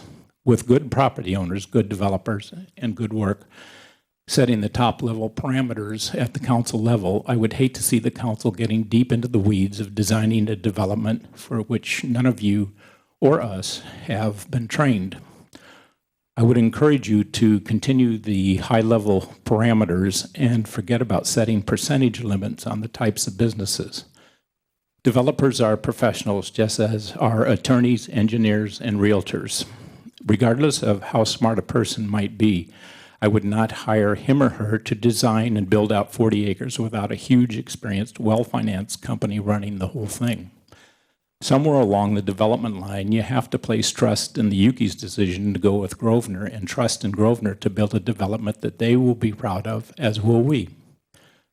Whomever approved the design of the Swanson Ford development should not be used to work with this developer. Granted, the Swanson development is better than the old Ford dealership, but the development is an example of homogenized blandness for which we've all become much too accustomed. Don't accept that. The North 40 could be so much more if the town, the owners, and the developers work together. All parties, property owners included, will win. Thank you. Questions for Mr. Vaneta? Councilman Rennie. Thank you, Madam Mayor. Mr. Vaneta, you surprised me. Every time I've spoken to you in the past, you were in favor of the 35-foot limit. Now you're asking for a 50-foot limit. What changed? Well, not quite every time. I think the last time that we met, when it was with Jeff Lockridge and Maria Ristow, I had gone to a total square footage, and the building height wasn't as much of a matter as the 435,000 was. Prior to that, which I think it was Mrs. Ristow that brought that up, I was at 35 feet, mainly as a control for traffic. I don't see it as a blockage to the vision. If you're driving south on Highway 17, your eyes should be on the road. You should not be looking off to the left up to the hills. So I don't see that as a big issue. But 35 feet, 45 feet, according on the drawings, wasn't bad. You still saw a lot of the hillside. Thank you. Any other questions? Thank you. Gina Robinos, followed by Devin Groves.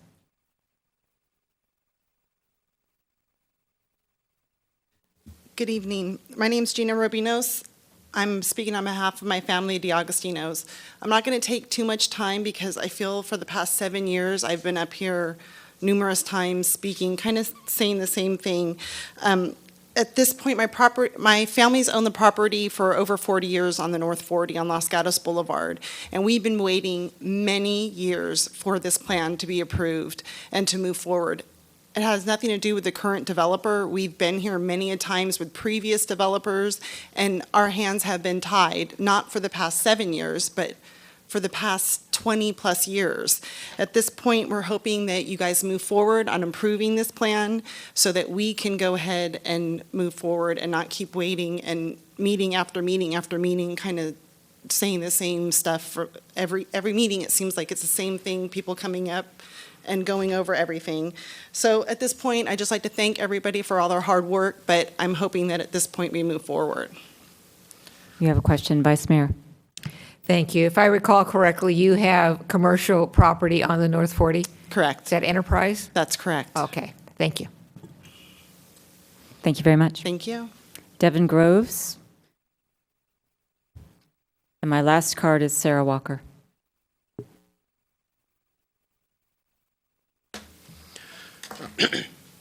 Good evening, Madam Mayor, Vice Mayor, and council members. I'm here to address the issue of existing medical uses. I am owner of a condominium unit at the 15055 Los Gatos building. My wife is an ophthalmologist. We started a practice. We divided our unit into 2 separate addresses and anticipated flexibility of use as time went forward in the future. The relief that we're requesting is that in the drafting of the North 40 plan that you allow all the uses that are currently allowed for our building. That includes medical use, it includes office space, in some cases it may include the retail use. As things stand now, we can use the property in any one of these ways. We can switch from medical back to office, we can go from office back to medical. But if the plan envisions medical use becoming a non-conforming use or what might be called a grandfathered use, we may in fact lose the ability to maintain that medical use if we don't do it continuously. In our case, that problem arises when we have a subtenant that may turn over. That problem arises when we consider what will happen at retirement age, or if we consider a succession of our business, or it may arise in the case of an unfortunate event if someone were to pass away unexpectedly. That puts us into a bind in terms of changing our uses quickly. We've communicated with you with letters and meetings, and we appreciate the opportunity to speak to you live here as a group. The 2 basic arguments that we put forward in our correspondence to you is that we are in fact harmed by a restriction in our uses, and we believe that the town is not particularly helped by restricting our uses. We're harmed in part because we relied on the ground rules saying that we could put in medical and continue to use that, or maybe not use that, or come back to using that. We had build-out expenses. We paid additional expenses for sewer. The building paid the traffic study and traffic impact fees. So in a sense, the limiting factor of traffic has been fully paid for. So it's a burden to us if we're not able to use our property with flexibility. The city, we don't believe has, or the town, we believe doesn't have any real benefit. If you allow or continue to allow only medical use, it's probably going to lock that use in. If traffic is an issue, medical use is going to continue. If we're going to lose it, if we don't continue it, it's likely to continue. So we just urge that you be cautious in the way you word the intent of the council to continue uses. Just calling it grandfathering or allowing us to use it, but only if we continue to use it, is not a sufficient remedy for us. Thank you. Thank you. Let's see if there's questions. Thank you very much, sir. Sarah Walker.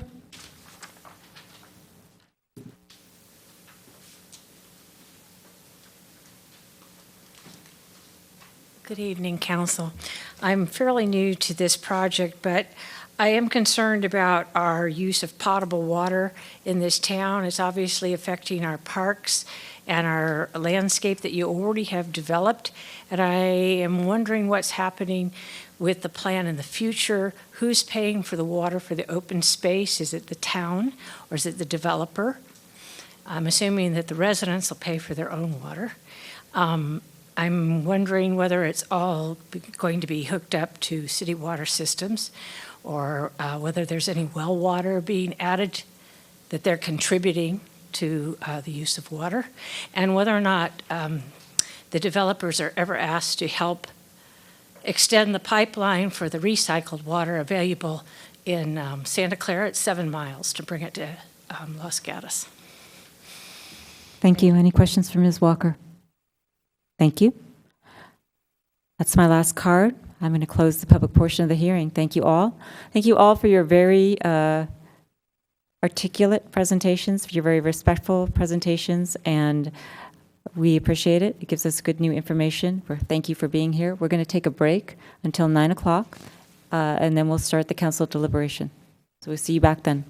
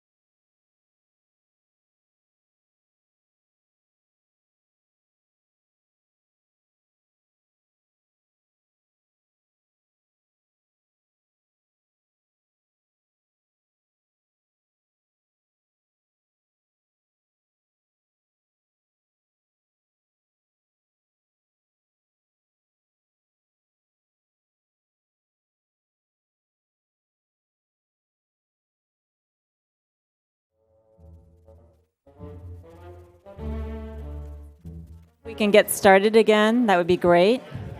So if you could wrap up your conversations, we would like to get the meeting underway again.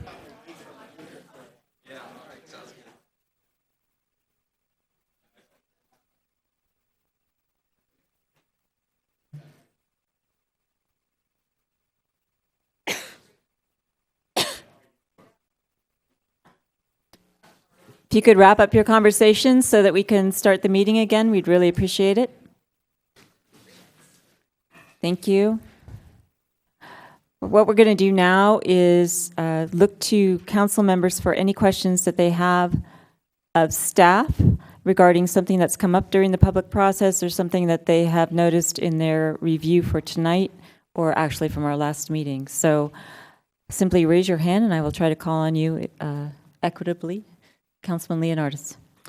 Thank you, Mayor Jensen. There was the mention of the circulation pattern, and I thought the comments by the speaker were very valid, especially with the intersection of Samaritan Drive and Los Gatos Boulevard. So I wonder how set in stone is this kind of central nervous system spine. Could there be a frontage road considered on the inside with more of a pedestrian bike path focus down the middle? And I guess you did mention the answer is yes, but I would like to emphasize I think that's a good approach to the project. Yeah, thank you. I think what I'd like to do, since you've already heard my response, is offer Director Matt Morley to comment further, particularly as it relates to the intersection at Samaritan Drive, since that was the specific concern of the speaker. Thank you. We have looked at the intersection of on Burton Road and Los Gatos Boulevard, where there could potentially be some congestion. I think obviously, as the projects come forward, we'll work on that specifically with the use in that location and other locations as they come forward.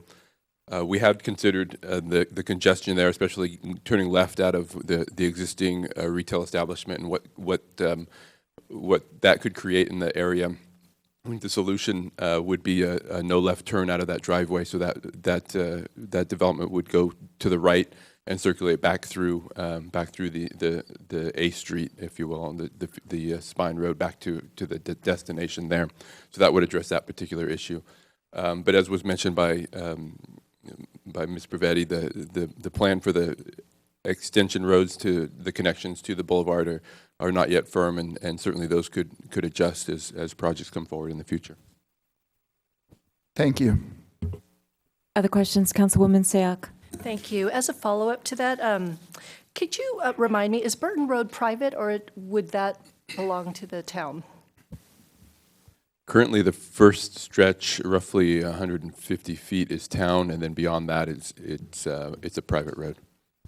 So is that why on the diagram, when we look at the spine, it's kind of curved? Is that the curved red portion, is that what we predict would belong to the town? So the town's portion is approximately to the end of the development where Starbucks is now, and then beyond that is it becomes private. Okay, and if I may, one more question to that. I recall when we developed one of the medical offices on that corner, that's a tricky intersection because it's Los Gatos as well as San Jose. So can you just walk me through, when a development does occur on this northern side, how would that work given that there's different property ownerships? It sounds like there's private now, ours as well as San Jose. So realistically, can we even discuss and plan out something at this stage when we don't have an idea of what that private road would look like? So through the traffic study, we have an idea of what the capacity would need to be on that road and what the traffic would be as generated out of the development through that particular intersection. We work closely on that intersection with the City of San Jose, and between the City of San Jose managing the lights and the town owning the property and the signals at those locations, we would continue to manage the improvements so that we would mitigate any traffic impacts over the long term. I'll come back to you, Councilman Leonardis. Vice Mayor Spector. Thank you, Madam Mayor.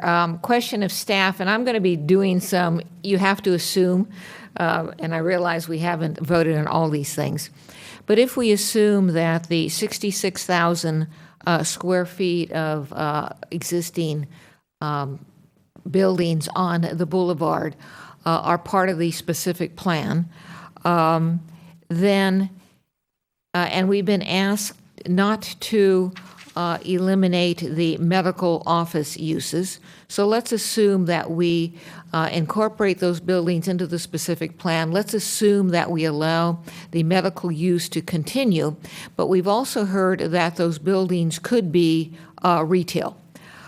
Using that as an example, and let's assume that the North 40 specific plan has a cap on retail. I'm going to make stuff up. 2,000 square feet. Would, if the 2,000 square feet in the specific plan were already built out, and one of these offices wanted to change its office use to retail, and since it was part of the specific plan area, would they be disallowed because they were part of the specific plan area? That's going to depend how the council writes the policy regarding existing uses. Staff is comfortable with acknowledging that the existing medical office, allowable office, and retail for the existing 66,000 be allowed to continue with the flexibility that they currently enjoy. and that the additional 435,000 be for new construction. So there is some proposed language for your consideration in the June 2nd report on page 7 as a way of recognizing those uses on specific properties, and we've identified the assessor's parcel numbers, so that way it's very clear which parcels are able to enjoy that those uses. And then in addition, just to anticipate the concern about what happens if the building burns down, if there's an earthquake, et cetera, can they rebuild to what they have now? We also have proposed language that would allow them to rebuild as the buildings currently exist in substantial conformance, so that way they have the assurances not only for use but also for form. Actually, that wasn't my concern, because when we did, we being the North 40 Advisory Committee and the draft specific plan, it had a total square footage of development capacity, commercial, and it had as part of that the existing offices, and so it wasn't an additor. And it wasn't an additor because of the concern about density. So what you're saying is it becomes an additor, but let's say it isn't an additor, it's part of the totality. Then does your answer change? If they, in 10 years, decide to change to retail, would that be allowed only if the current plan hadn't built out all the retail, or what? That's correct. And so I think that Council needs to be very clear in terms of, is it 435,000 total, or is it only 435,000 new? And so your staff is recommending that you distinguish between new and existing to provide that extra flexibility. But if that's not the desire of the council, then it's 435, and it's going to be up to you if you wish to further identify what portion of that can be retail or hotel or regular office. And one more question. I had asked staff in preparation for this meeting to give us a list or a map of existing uses, and I know you gave that to us. I don't know where it is on my desk here, but I know we have that information. But let's assume that in that list you showed us, there were X number of homes already on the property. I'll make something up, 20. And let's say that we approve X number of homes on the specific plan. Is it your understanding that the existing homes would reduce the totality of potential homes on the specific plan, or would they be an additor? Let me get to that page of the plan. The 270 units includes the existing 32 units. All right, and then the last question is, assuming that the specific plan ultimately allows a certain number of residential uses. Again, I'm going to make something up because I can't remember. 290. And let's assume that those 290 units are built in the first year of the specific plan. Does that mean that property owners, let's say to the north, who haven't built as part of the 290, they would not be allowed to build? That's correct. All right, thank you. I want to ask just a specific follow-up to that, referring to page 3 of our June 2nd staff report. There is a section which is essentially addressing the question of the existing buildings.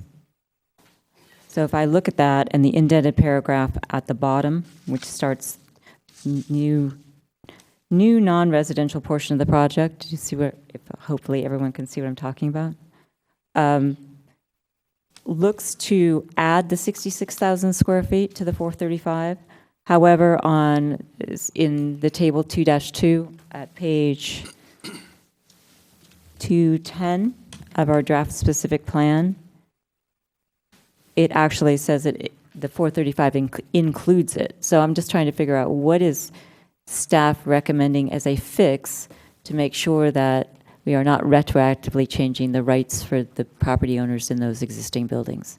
Okay, thank you. That's a great question. So page 210 reflected the motions back from April, and the motion as it stood at that particular time was that the 66,000 was inclusive, was within the 435.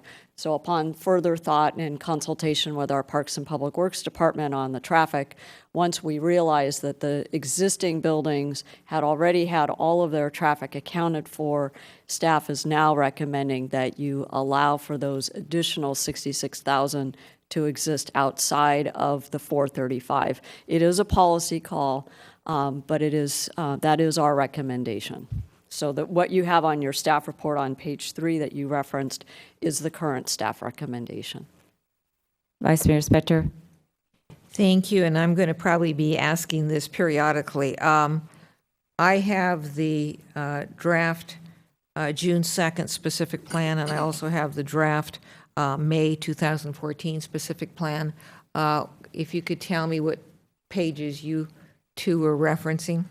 I'm sorry, I'm what I'm going to call the new redlined draft, attachment 71 from June 2nd, for our June 2nd meeting. Were you looking at a certain I was page? looking at page 210, the language that appears on table 22. All right, and what, thank you. What I wanted to note, and I know we're going to have to get to this sometime, is when the North 40 Specific Plan Committee did its Table 2.2, which was inclusive of the existing square footage, it was not necessarily or only because of the traffic impact, but it was because of the density. Thank you. Councilman Leonardis, I said I'd get back to you. Thank you, Mayor Jensen. Councilmember Spector had asked the question I was going to ask. So, Councilwoman Sayoc. Thank you. Again, and this is in regard to the existing 66,000. A lot of discussion has been discussed about the new medical use. Are there any existing uses of those? Are there any existing uses that would be removed for those property owners? Because right now, office is an allowable use, retail is an allowable use. Of all the uses that we've listed for this specific plan, is there anything that they would lose, as mentioned, besides medical? So the intent of staff's recommendation was, the only thing that was mentioned at the last meeting was no medical office. So we were trying to remedy that situation because those other uses are permitted in those districts. Okay. But we can definitely add more specificity for those specific parcels. Okay, thank you. Now I'm going to follow up. The specificity that staff has given us with respect to the existing parcels is at page 7 of our May 27th report in response to a question. It's in italics in the middle of the page. Question 4, what are the options to address the owner's concerns? And there's actually APN numbers that are listed there. Is that the fix, quote unquote, that staff is recommending in addition to the language on page 3? Yes.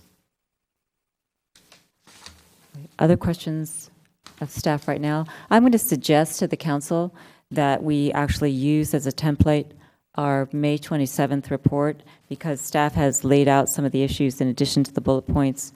So, for example, if everyone looks at page 3, there's a discussion of the existing 66,000 square feet.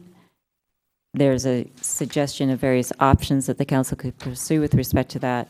And then what I'd like to do is go through then, because in our staff report, for example, the next item is multimodal paths, the next item is infrastructure. So if it's okay with council, I'd like to proceed that way. So why don't we continue our discussion of section A, which is the use of the existing 66,000 square feet. Are there other questions on that? Or a motion? Discussion. Vice Mayor Spector.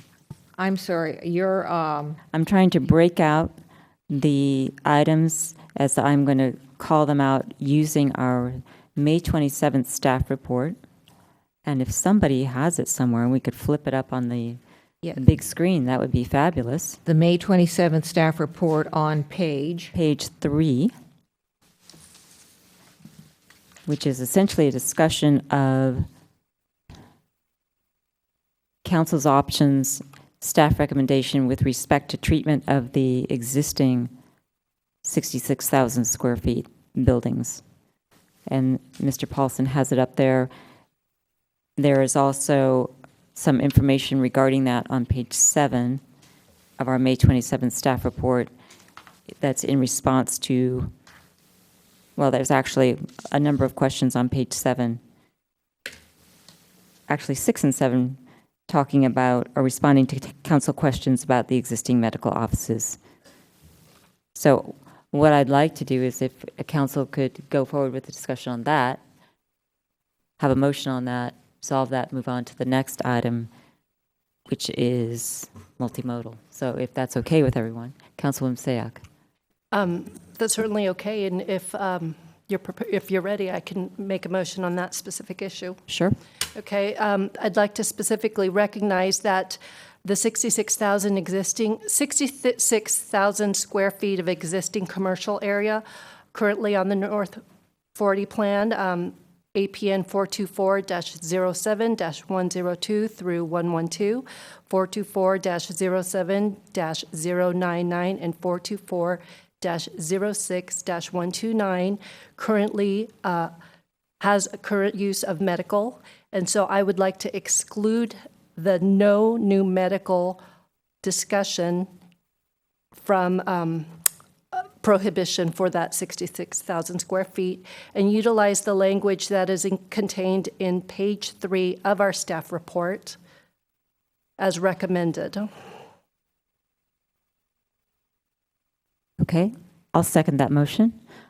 Questions or discussion about the motion? Councilman Rennie. Thank you, Madam Mayor. So I have a question, maybe a technicality, which usually I don't worry about, but the 3 buildings that she listed, I don't think add up to all the 66,000. There's other buildings in the 66,000. So isn't that motion confusing? So there's a number of parcels, and it's actually 4 buildings. There's the 2 buildings that Mr. Hirschman spoke about, and the 2 other owners. So those are 2 of the buildings that are represented in that stretch of parcel numbers. Then the parcel directly to the north of that was developed, and we call it the Olaf building, and it is currently a medical office building. And the 4th building is the building that contains Subway and Starbucks, and then the medical uses above it. So there's more than 4 parcels, but it's 4 buildings technically. So I'm going to look to the maker of the motion and indicate what my understanding of the motion is and then see if that's your intent in my second. My understanding was that you were specifically going to be excluding the parcel numbers that are on page 7 of the May 27th report from any prohibition going forward on medical use and their existing medical use, and that the other part of the motion was with respect to the indented paragraph on page 3, which treated the entire 66,000 square feet of existing development. That is correct. Okay. Vice Mayor Spector. Thank you. The motion still isn't clear to me. The first part about excluding the medical is clear. The second part of what you said isn't clear, and it also isn't clear to me yet if the we've been told that the Starbucks area is included, but is the service station, is Enterprise, is the bar restaurant, how are those? Those aren't it. So we're only talking about Those 4 buildings that I mentioned. Okay, and is that what the motion's talking about? Yes. And those 4, yeah, but those 4 buildings aren't medical. They are inclusive of medical, but not exclusive of medical. 1 is exclusive of medical. 2 have medical in them. Those are the Hirschman buildings. And then the 4th one, which has Starbucks and Subway, also has medical and dental in it as well. And so then does the motion assume the inclusion of these sites, square footages, in the specific plan? It does if you look at page 3, which I think the maker of the motion referenced. If you look at that, to try to simplify it a little bit, you end up with a total capacity of non-residential in the specific plan of 501,000 square feet. You have the 435 of new that's referenced on page 3, plus the 66 existing. All right, thank you. That's my understanding as the seconder. Is that the understanding of the maker of the motion? That's correct. Councilman Leonardis? Thank you, Mayor Jensen. To the maker of the motion, does it include all the present uses? For instance, there was discussion that someday if they want to change it back into retail, or are we just addressing the medical use? Yes, it does, in the sense that right now, if the specific plan were to be approved, the existing uses that those property rights have will continue to have existing uses under the specific plan. The only thing that we've excluded was medical. And so by excluding the 66,000 from that prohibition, we're protecting that right. Thank you. And as the seconder, that's my understanding as well. Vice Mayor Spector?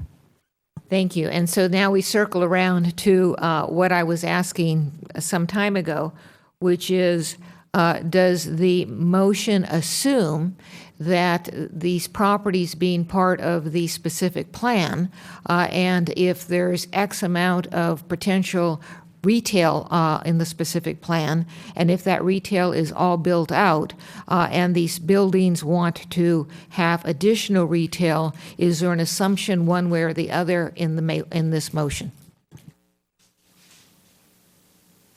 I can say what I believe, and then Councilwoman Say I can say. What I understand the motion to be doing is to take the $66,000, that's what it's going to cost, that's what my brain is, 66,000 square feet, we were talking about budget last night, that's true, and it would be contained in the specific plan. It would be available for non-residential use, that would be office, retail, whatever that might be.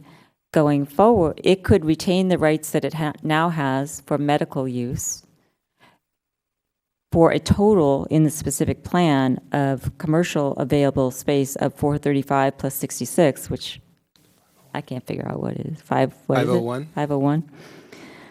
And that 501 would be a maximum. So if I look at page 210 of the, I'm still going to call new, draft specific plan in table 2.2, it has a maximum capacity, or at least it used to. I guess it doesn't anymore. But it used to have a maximum capacity. I would think that would be 5 whatever, and that no matter what happened to the existing building, it couldn't in no event go above that number, is my understanding. Is that the intent of the motion? That's correct. So basically, Table 2-2 on page 2-10 would need to be revised because right now it includes the 66,000. But it's my understanding that even though it's not the language that's proposed, it doesn't, the proposal on the indent on page 3 of our staff report doesn't include a maximum capacity. It could, and that maximum capacity would be 435 plus 66. That's correct. Okay. So that's my understanding as the seconder. And that's what the motion was intended. Okay. Other questions or discussions on the motion? Okay, I'm going to call the question. All in favor? Aye. Aye. Opposed? That passes unanimously. Okay, I'm going to ask us to move on to page 4 of our staff report. Madam Mayor, Yes. Can I do a second part to that motion? Sure. We were also discussing the design. Staff had recommended that we clarify that the design for that, should worst case scenario it be burnt down, that they may be able to rebuild as is their existing design. And that language is also on page 7. Okay. So it specifically says, recommends that the existing buildings on the parcels referenced above be allowed to be rebuilt in substantially the same manner as they existed before their destruction. And you're looking at page? Page 7 of the staff report for June 2. I guess it's dated May 27th. Dated May 27th. We got it for our June 2nd meeting, so it's confusing. Right, and it's number 4, the answer to number 4. It's actually number 3.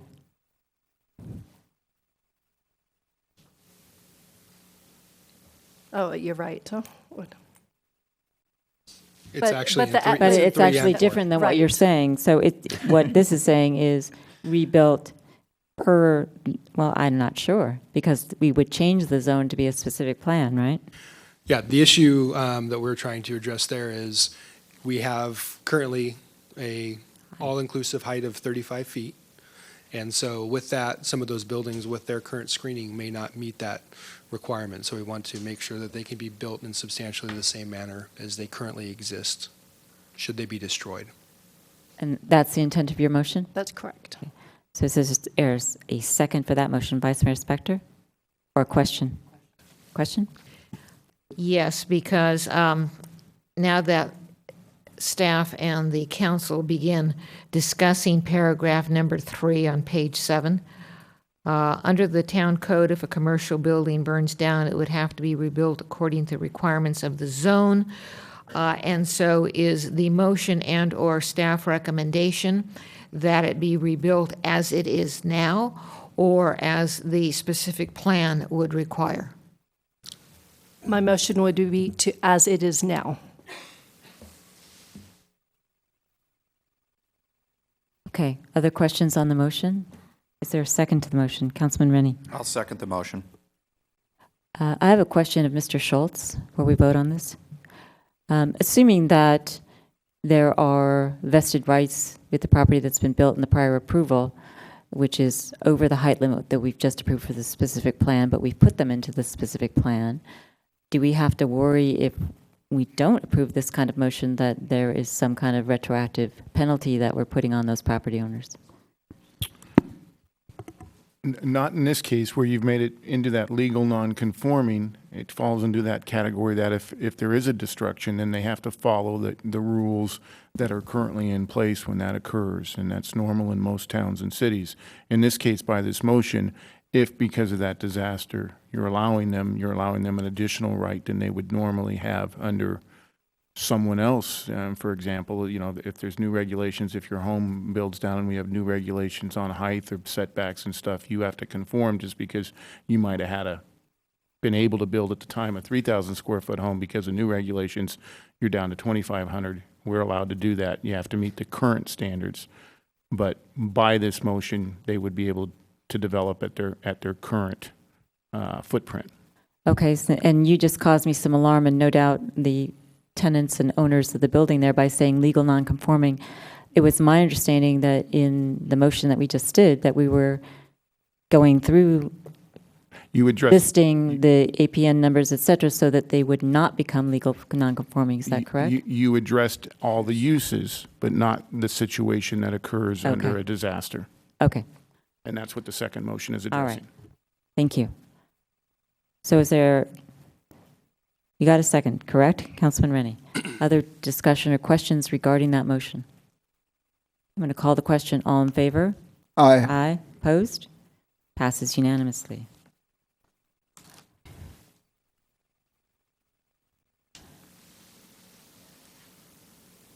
So I'm going to suggest that we then just continue going through our May 27th dated staff report, and this also conforms with the bullets that we have of the open items, except for the discussion of the commercial buildings, which I don't see in here, or the table, if you will, suggestion for the commercial buildings. But in any event, page 4, May 27th staff report discusses multimodal paths. We had asked staff at our April 14th meeting to come back with a recommendation for us. They do have a recommendation on page 4 under letter B. So any questions of staff, recommendations, discussion, or motion regarding that? Councilman Rennie. Thank you, Madam Mayor. The multimodal paths was my passion to get, as it says in the staff suggestion, to get separated basically bike lanes from the road. And staff's recommendation here is okay with me, so I will go ahead and make a motion and see if they'll accept the wording as is, that all projects for development shall include multimodal paths physically separated from vehicle roadways running from north to south and providing connectivity to perimeter paths at both the north and south ends. And seconded by the Vice Mayor. Any discussion or questions regarding that motion? Again, I'll call the question. All in favor? Aye. Passes unanimously. We'll move on to letter C on page 4 of our May 27th report, infrastructure and potential phasing. Once again, we have a recommendation from the staff with respect to how that should be treated. It's the paragraph that's indented at the very bottom of the page. Questions for staff or any kind of discussion or motion regarding that? Vice Mayor Spector. Thank you, Madam Mayor. The proposed motion from staff begins by referencing all infrastructure necessary to support the development. And my question of staff is there some reason we're not defining that infrastructure? Or is it defined somewhere else in the plan, so we would be making reference to it? Yes, there's an entire chapter regarding infrastructure, and so it identifies storm drainage, roadways, sanitary sewer, et cetera. And what this is trying to get at is that we don't know yet what increments of development are going to happen, and so whatever those increments are, the infrastructure needs to meet the needs at least of that. And you heard testimony tonight that some of the developers are actually interested in doing more infrastructure to anticipate future phases with this first phase. So what we want to make sure is that we don't preclude the future phases as infrastructure builds out. So there is an entire chapter that identifies the infrastructure components. So Vice Mayor, any follow-up? No, thank you. Okay. Councilwoman Sayoc? Yes. With the infrastructure, should there any changes occur with state law, let's say with the drought, and more drought restrictions come forward from the state, would those restrictions fall onto the applications, or would they only be mandated by what is actually approved in this plan? We had to do a water supply assessment as part of the environmental impact report, and it found that there is adequate water supply. That's something we had to ask the water retailer to do under state law. As you know, we are in a very dynamic environment with the drought.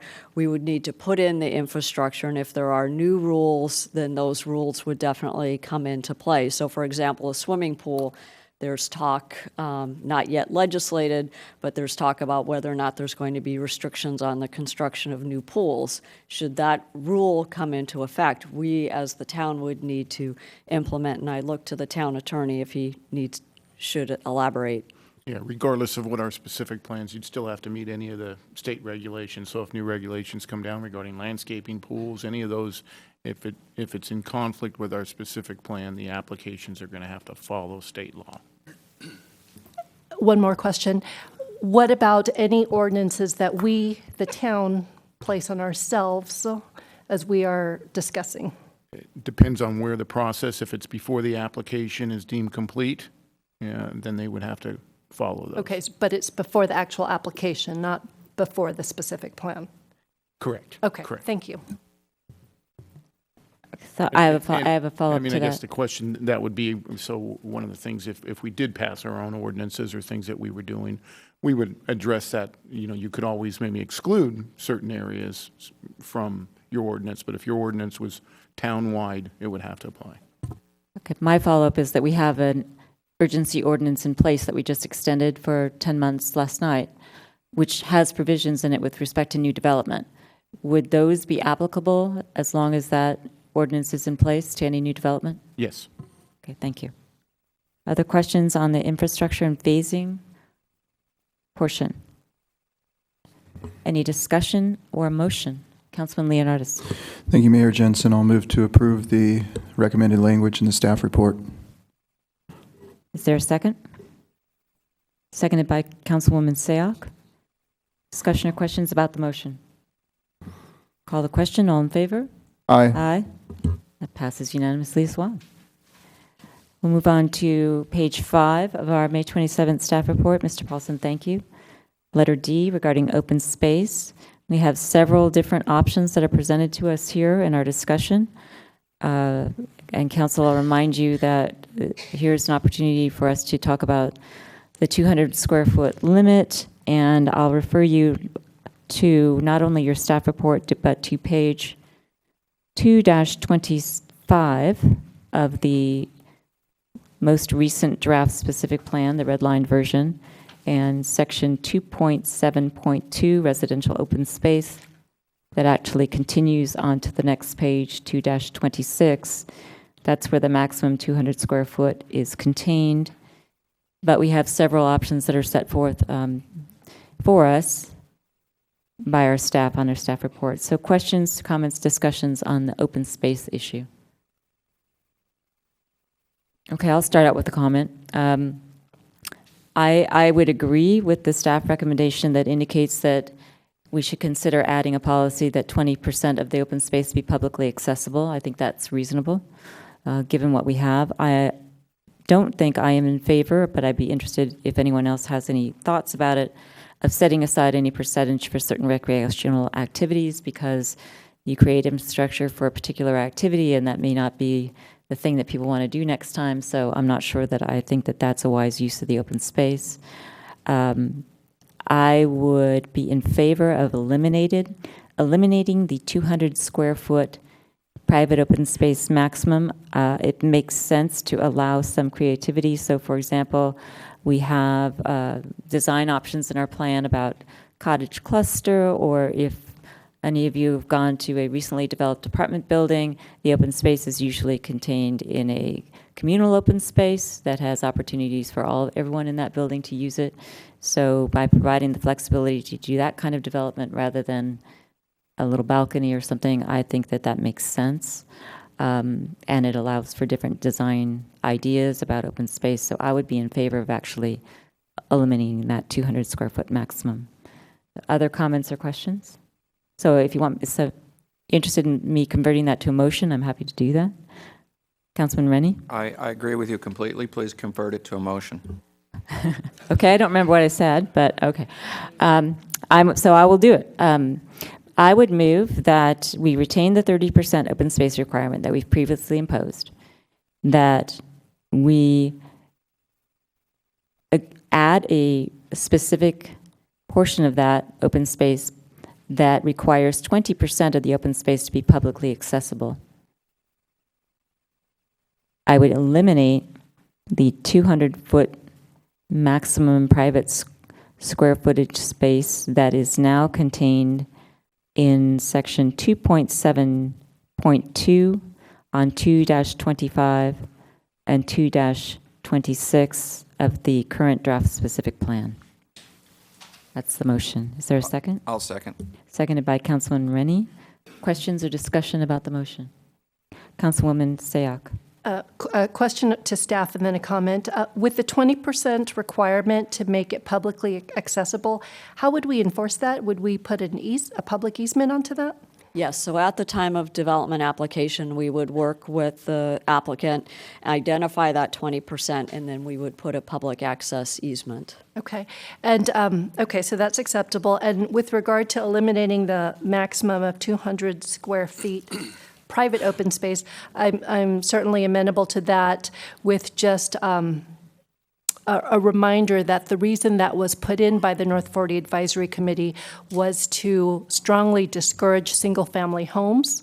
And so as the Planning Commission and any other deciding body looks at this at Ark and Site, to remember that that was what we did not want, as that's not an unmet need. And as the maker of the motion, I'll echo that. The example I used was of multifamily residence where there is a communal open space, and that's what I have in mind in making the motion. So I'll just put that on the record. Other questions or discussion on the motion? I'll call the question then. All in favor? Aye. Aye. That passes unanimously as well. Go to letter E on page 5 of our May 27th staff report. It's very brief. It has to do with drought-tolerant plants. We have a suggestion that a landscape architect will work with the developer, any developer, about including drought-tolerant plants in any landscaping. Questions, comments, or a motion? Councilwoman Seah?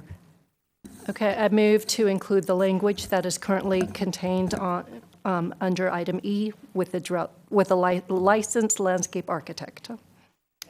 Seconded by the Vice Mayor. Discussion or questions about that motion? Seeing none, I'll call the question. All in favor? Aye. That passes unanimously. And we'll move to, I guess these are subsequent questions in our staff report, actually. So we probably need to go to the bullets. Actually, Madam Mayor, if I sorry. may, under building heights, the motion that was passed in April identified the ability for affordable housing to go up to 45 feet. I think from a practicality standpoint, we would appreciate some clarification specifically for mixed income and mixed use development. Okay. So you'll see under paragraph 2A, building heights, on the May 27th report, that staff is recommending that mixed use and mixed income developments be able to build to the 45-foot level if they provide a minimum of 40% affordable units. So we wouldn't look for 100%, but at least some minimum percentage. Thank you, Ms. Pavetti. Questions or comments on that issue? Vice Mayor Spector. Thank you, Madam Mayor. For Ms. Pavetti, given all the work that this town has done on affordable units, that term is debatable. So you're saying staff recommends that mixed use and mixed income developments be able to build to 45 feet if 40% are affordable. How are you defining affordable? That would be according to the state definitions, so that would be based on our housing element and the U.S. Housing and Urban Development income criteria as set forth on our websites and are updated annually. So we would be talking about the below market rate housing primarily. And if you want to make that more restrictive in terms of, very low or extremely low income housing, that's certainly within your prerogative as well. Well, the affordable housing mandates separate the housing into very low, low, median, and moderate. And so I don't. That's on for sale. You're talking about for sale as opposed to rental? Well, the town does have its own below market price housing. So typically we talk about very low, low, and moderate income categories as being eligible for affordable housing. Those are the categories typically. And so you're suggesting moderate? Well, I guess I wasn't looking at a very specific definition. If it's the will of the council, we could make it more specific, but just using the typical nomenclature in our housing element, for example, around affordable housing, it is those three income categories. And what we would like to be able to offer is that given the marketplace right now, it will be very rare that we see 100% affordable projects. So if we don't get a 100% affordable project, how would you like to handle height? That's really the question. And so where I was coming from is that over, let's say the past year, you have applicants, developers say, we need such and such a density in order to have affordable housing, and the affordable turns out to be $2 million a unit. And I'm trying to avoid that. Thank you, and we completely concur. We're not talking about affordable from a market standpoint. We're talking about the strict requirements that the U.S. government puts on affordable housing in terms of the income categories of low, very low, and moderate. Thank you. Okay, I actually have a follow-up for that. So if we were to make a motion with respect to mixed income, we would set out whatever criteria we have, whether that be the U.S. things that you've just talked about or our town's density plan or below market price plan. And I know that elsewhere in the specific plan, we've excluded or included the town's programs. So how would you suggest that we go about dealing with that in this context? Well, I think a definition of affordable housing makes sense, given how that term can be used for a variety of purposes. So I think having a definition as it relates to our housing element, as it relates to the U.S. housing and urban development income categories would be fine. This is different than the program requirements for below market price. So this is really just for how would you like to see the 45-foot height allocated with new development? Okay, and one final follow-up. You've suggested a mix of 40%, and I know when we were going through our housing element, the state HCD was coming back to us and saying, well, if you put restrictions on how the housing is, you develop housing, we're suddenly putting constraints or we're not doing something correctly. So how would you see this fitting in with whatever HCD is requiring and what's in our housing element? The 40% was the number that HCD was comfortable with for us to modify our affordable housing zoning overlay. Right now we have much stricter requirements in our existing code, and they were comfortable with us changing it to the 40% minimum. And so this aligns exactly with what's in our approved and certified housing element. And through the mayor, also in the glossary, there is a definition of below market price, which is any residential dwelling unit designated for very low, low, and or moderate income under rules of Chapter 29 of the Town Zoning Ordinance. So we could link it to that as well. Okay, so thank you. But the problem I have with that is that there's places in the specific plan that we've not applied the town standards. And Ms. Pravetti, what I understand you to be saying is, no, I suggest you do not apply the town standards because below market price is a term of art that refers to what's in our town code. Are you suggesting that we're using state law and U.S. designation of affordable rather than linking it to a town below market price program? Excuse me, we use the same income categories for our below market price program as well as for our housing element. So the income categories are the same. Okay, thank you. Other questions on this subject matter discussion or a motion? Councilwoman Sayoc. So I just want to make sure I understand this. So right now, if a minimum of 40% is included, they would be allowed to go up to 45 feet. That 40% affordable unit could be lower, it could be moderate, low, or extremely low, correct? Now, understanding that what we're really having a difficult time getting is extremely low, if we wanted to somehow push that extremely low, if we lowered it to a minimum of 20%, in your opinion, would that help encourage that extremely low? Theoretically, it could, but what we were hearing from HCD is that they were worried that we were being too prescriptive, and that given the tax credit laws and other things, that there should be more flexibility.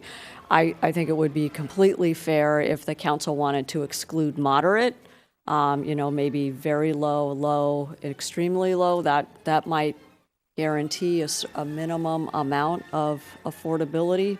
Moderate income units might be more within the regular marketplace, so that's something that you could consider. Other questions or discussion on this item or a motion? I'll make a motion. Councilwoman Sayoc. Okay, so I move to clarify that buildings that are allowed to go up to 45 feet may do so if the mixed use and mixed income developments provide a minimum of 40% affordable units. I'm defining affordable as defined by the federal government, and I'm including very low, low, and extremely low in those categories. Seconded by the Vice Mayor. Discussion or questions on the motion? Call the question. All in favor? Aye. That passes unanimously. Okay, ladies and gentlemen, I think we've taken care of the outstanding issues that we can through the May 27th staff report. So now I'm going to refer us to Councilman Rennie. I wanted to direct us, and maybe you're headed here, there's a few more recommendations from council in something called Addendum B with the date of June 2nd. Some of it was response to letters from the developer's lawyer, which were sort of minor language changes. We may want to consider that if that wasn't on your agenda. Okay, can you give me a specific, I'm finding addendum B for June 2nd. And then on And page... give me a page number. So page 2, their first recommendation talks about policy I-10, and in the middle of the paragraph in quotations, it gives staff's recommendation, which is effectively changing from a shall to an encouraged kind of language. Okay, I am not seeing what you're referring to. Mr. Paulson, can you? So addendum B was issued on June 1st, and the council member is referring to page 2. My pages are backwards. Oh. Got it. Sorry. Page 2. You do have an addendum B to our council agenda report that's dated June 2nd. The difficulty that I'm having, Mr. Paulson, can you find that? And Mr. Rennie, can you help him figure out a precise reference? He has it up here. Okay, and what if you are prepared to discuss or make a motion regarding what we're seeing up there?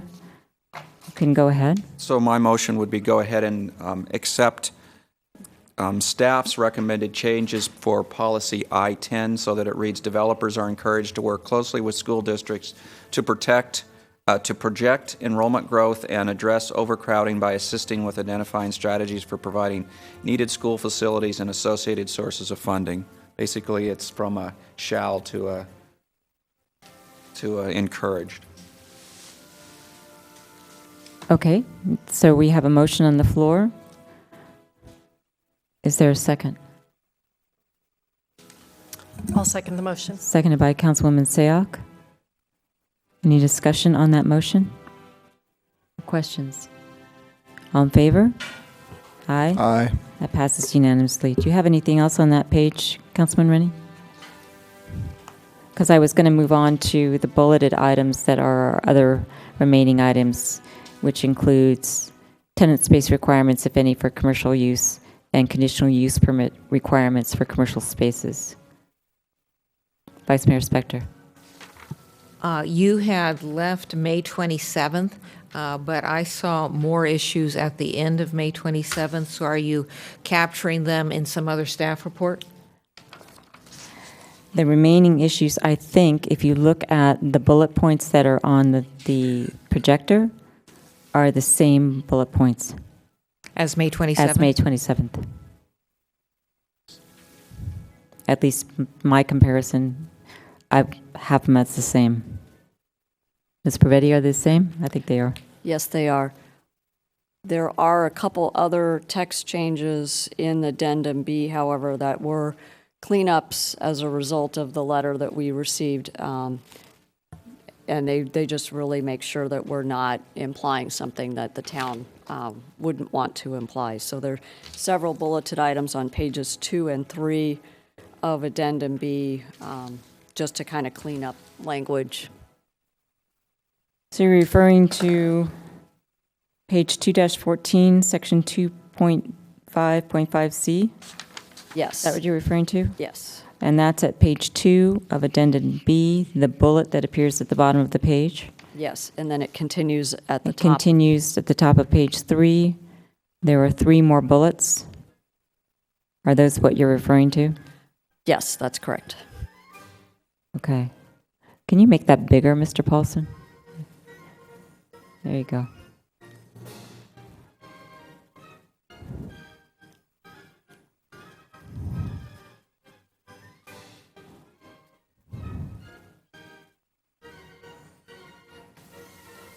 And can I see it up there, but can you tell me where you got it in our documentation? It is page 2 and 3 of addendum B from the June June 2nd. 2nd. Addendum B, page 2 and 3, June 2nd. Thank you. Correct. To whoever's appropriate to answer the question, I'm looking at the second bullet on page 3 with respect to minimize impacts to schools while complying with Senate Bill 50. I'm just wondering if we actually need that, because clearly we have to comply with Senate Bill 50. So I'm just wondering what we're trying to accomplish with that. Again, this was, if the council feels there's a need to have a policy that identifies a goal or an interest in minimizing impacts to schools, this would be the language that we recommend. If the council doesn't believe we need to have a policy that identifies an interest in minimizing impact to schools, then we can eliminate it entirely. We just wanted to recognize that Senate Bill 50 does restrict the town's ability to address that particular objective. Vice Mayor Spector? Thank you, Madam Mayor. I can appreciate why this is being suggested, given the documentation that we have received from third parties. But it's generally my feeling that if it's a mandate from the state or some other government entity, that we not include it in our plans, whatever.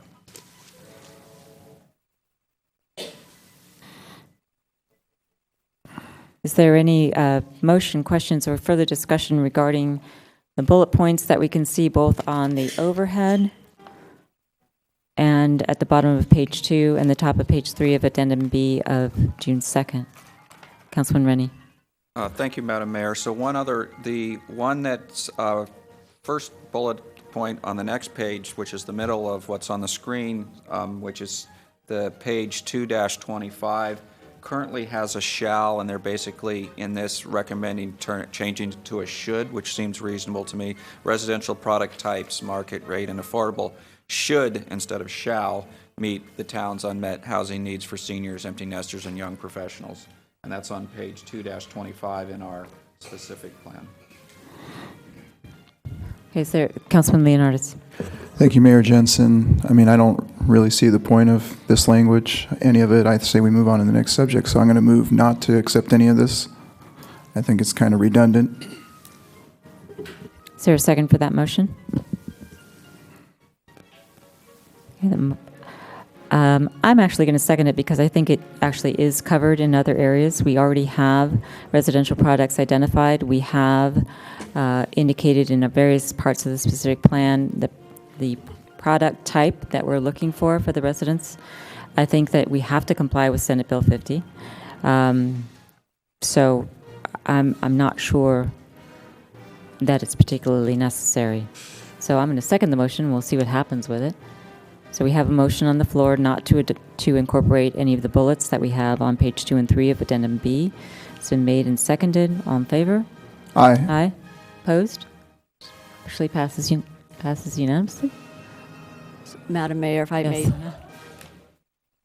may. It did look like it passed unanimously, so I just want to make sure the council understands the implications. So what staff will do is essentially delete this language. So we will delete the reference, we'll delete Appendix C, this topic about how does design attract Gen Y and baby boomers.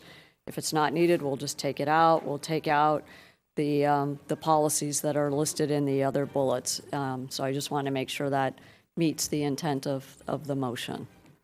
Thank you. Does everyone understand that? They voted for the motion? Okay, they seem to be sticking by it.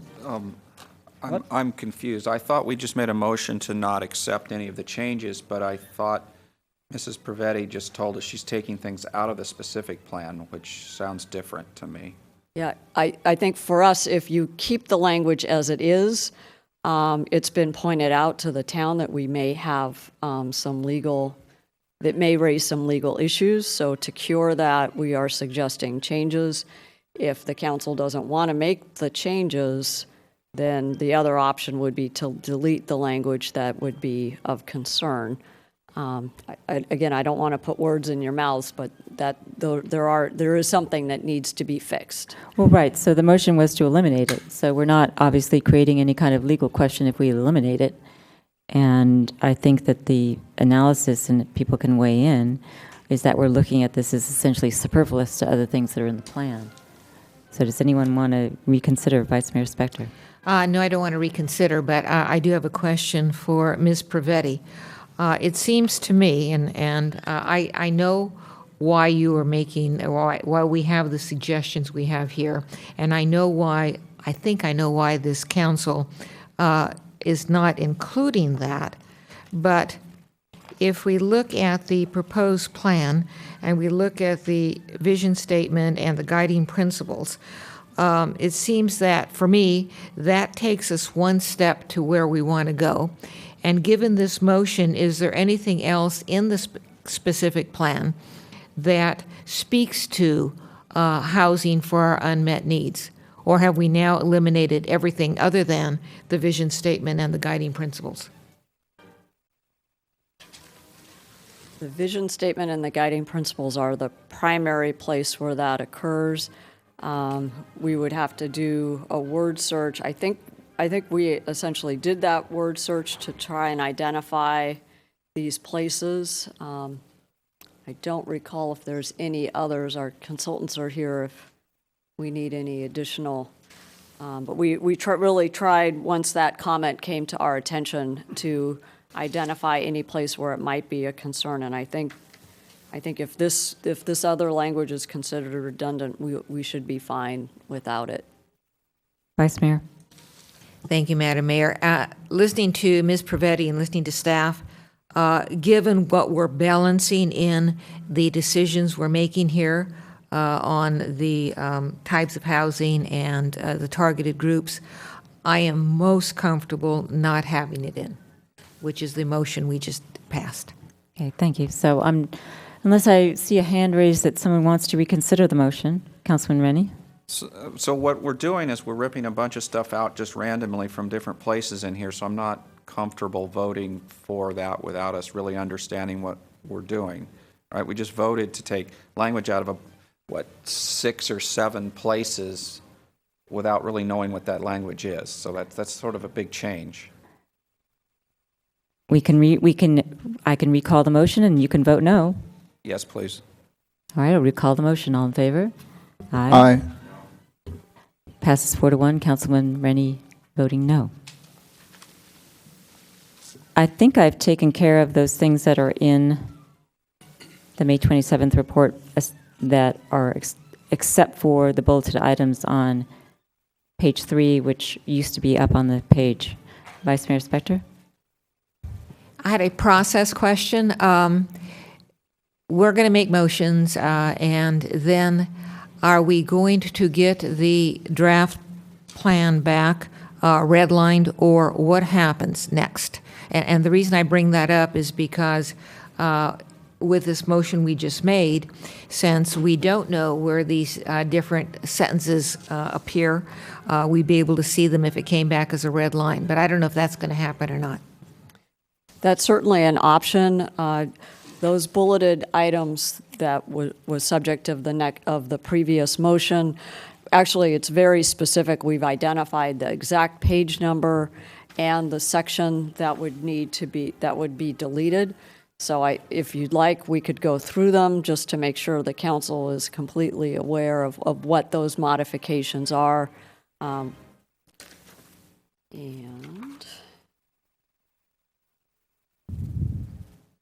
so Addendum B identified page 2-14, for example.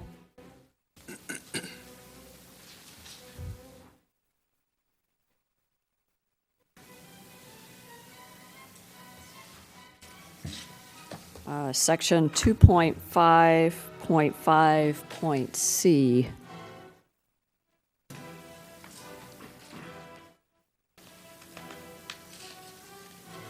Under common recreational amenities. A variety of recreational amenities catering to an active lifestyle. So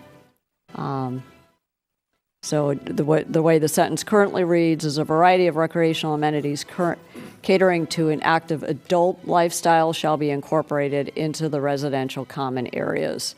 So we could just say, we can delete that entire first sentence and then just start with amenities can include horseshoe pits, et cetera. So if we don't feel we need a sentence that leads into those common recreational amenities, then we can delete that sentence and go straight into what those amenities are, as an example.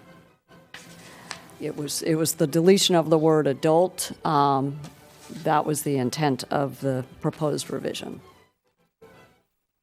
So I have two comments with respect to that.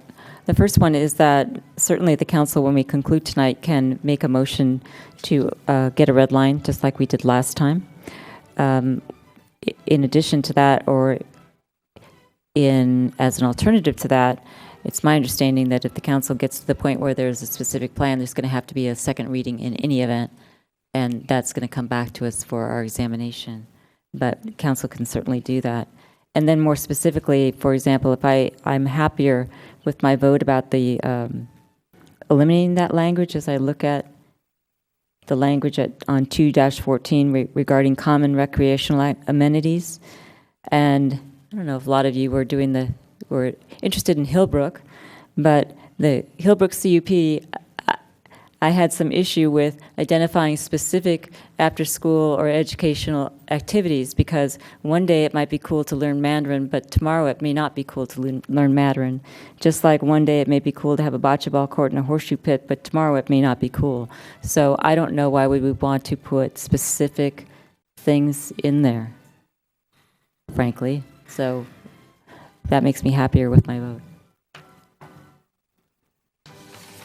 Does anyone have any other questions about those items?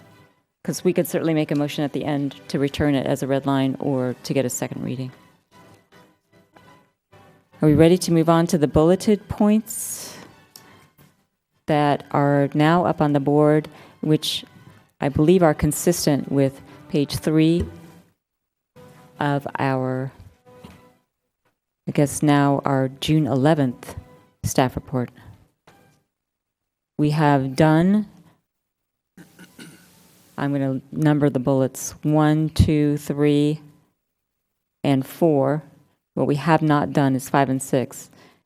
And 5 and 6 are going to be the commercial space tenant requirements, inclusion of a potential table, and conditional use permit.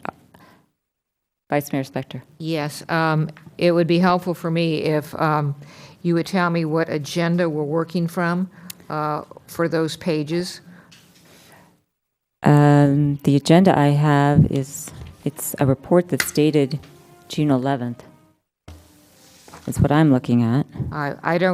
We don't have an agenda for June 11th, so that report That's must come from a certain agenda. And I have it ripped apart. That's for this evening's meeting. I'm sorry? It's for this evening's meeting, 6:17. The items that are on the May 27th report, the 6 or so items, they are the same ones that are also referenced on the June 11th. We just copied and pasted literally, so so whatever is most convenient for your reference. Which agenda are we looking at? For tonight. For tonight, you can look at the agenda report. Page 3. Page 3, dated June 11th. This is the staff report for June 17th. June 17th, that's what I This is the needed. main report. All right. And page 3 has the same issues that are up on the board. It was distributed in a Friday packet as an additional 3-page report. All right, thank you. So does everybody know now where we're going? Really what we need to discuss are 5 and 6. Any kind of tenant space requirements we want to impose on the commercial space, and any conditional use permit requirements we want to impose. So I'm going to ask that we maybe combine those or not. We can start with the tenant space.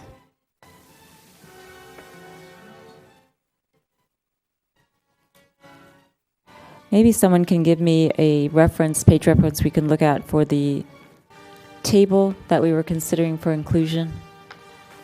Yes, so we did list the various attachments that are relevant to this item. Let's see. And I believe we have copies available that we can put on the overhead. Madam Mayor, is it table 2-7? Or the old table 2-7?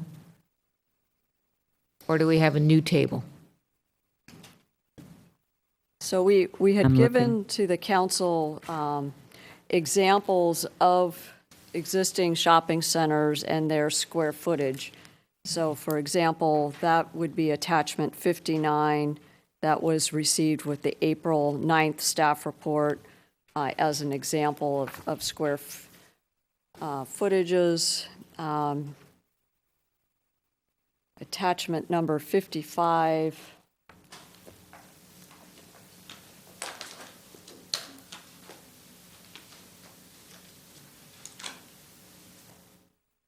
Vice Mayor?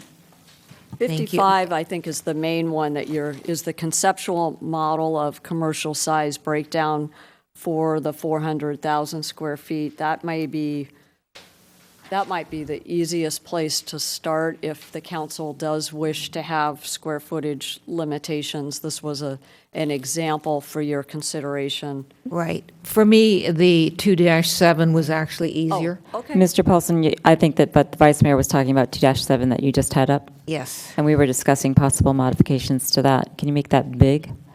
Thank you. So Where let's- is this is this part of our current draft plan, or is this just the motion that we made? This is from the 2013 plan. This is not in the current plan. All right, so we haven't made any motions on the square footage? All right, great, thank you. The only motion that we've made is to alter the total square footage to 435 plus the 66,000 existing. The question before us is whether we want to put any further regulation on that commercial space. And that table was something that we were considering.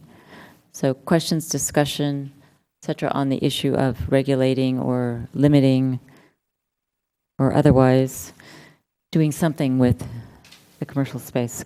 Councilman Rennie. Thank you, Madam Mayor. I'll just start off by making the comment that I'm not particularly in favor of this anymore. I know we discussed it before. I think I'm particularly not in favor of the too low end, the 5%. I think there's been quite a bit of input from the community that limiting those would not allow them to create a nice neighborhood serving kind of commercial development, which is, I think, one of our main goals. So I'm not particularly in favor of using this chart unless we wanted to look at maybe somewhere in limiting something in the middle. But I would tend to say let's not keep this in. Vice Mayor Spector. Thank you, Madam Mayor. This chart was something we discussed a lot at the advisory committee, and ultimately we approved a chart. Then we put it in the glossary in order to, I guess, make it less in your face. I still like the chart. Those numbers up there do not reflect the most current iterations of this council's thinking. But if we're looking at a global analysis of whether or not to use a chart like this, my global analysis would be to use one. But it wouldn't be any use getting into the square footages and the percentage of total unless it's something that the council wants to do. Okay, so I'll weigh in and say that I am not in favor of including a chart. I think that the way to promote competition, Mr. Hughes said that there should be a level playing field. I agree with that, but he wanted to get there a different way than I do. He would like to have a level playing field with additional regulation. I'd like to have a level playing field by removing the regulation from downtown. So there's two ways to go about it. I would rather not create an artificial construct of what works in that commercial space. I would rather have a plan that is telling a potential developer what we are looking for. We have design guidelines. We have various descriptions of what we're looking for. We have open space. So I do not agree with limiting it with a table. So I would not be in favor of including it. Other discussion? Councilwoman Sayoc. Okay. I would also not be in favor of a table, but what I would like to maintain some, I suppose, control over this is utilizing the suggestion of an economic advisory group. As I've said in previous meetings, I have trouble visualizing what will occur and what will be built just based on pad sizes. And I think utilizing a group that can objectively analyze the economic impacts of a retail matrix as it's being presented in an application would, in my mind, be better use of control mechanisms. Vice Mayor? I don't agree with regard to the creating a new group. And we have the Planning Commission, we have the Town Council, and when you talk about objectively analyzing, that would implies that the Planning Commission and or the Council does not objectively analyze, and I think both bodies do. So I'm going to realizing that it may just end with a no. I'm going to just start out by making a motion that the specific plan does include a table of store sizes and percentage of total without getting into the numbers themselves. Okay, I'm going to see if there's a second on the motion. I actually have a question on the motion. When you say without getting into the numbers themselves, how could we have a table? I'm trying to understand what you are conceiving that there will be. Yes, that's because there has been a mention, including by the mayor and or maybe Mr. Rennie, that we not include a table in the specific plan. And I'm saying that we do include a table. Whether or not it has these numbers probably won't, but it does have a table that identifies the square footage of the stores and the percentage of the total. Okay. That said, is there a second to that motion? I will second. Seconded by Councilman Leonardis. Discussion on the motion? I'm going to call the question. All in favor? Aye. Opposed? No? So it fails 2-3. Councilman Rennie, the mayor, and Councilwoman Sayoc voting no. Okay, so I'll try an alternative motion. My motion would not be to include a table, to go with the recommendations and the overall table 2.2-2 that we have, our 435,000 square foot designation, and the rest of the language in the specific plan with respect to the uses, and that we not formulate another committee for the reasons stated by the Vice Mayor, that we've had a North 40 Advisory Committee, we've had several economic studies, we have a General Plan Committee, we have a Planning Commission, and we have a Town Council to look at these matters. So I would not be in favor of setting up another committee. So that's my motion. Let's see if there's a second for that motion. So that one's going to fail for lack of a second. Councilman Rennie.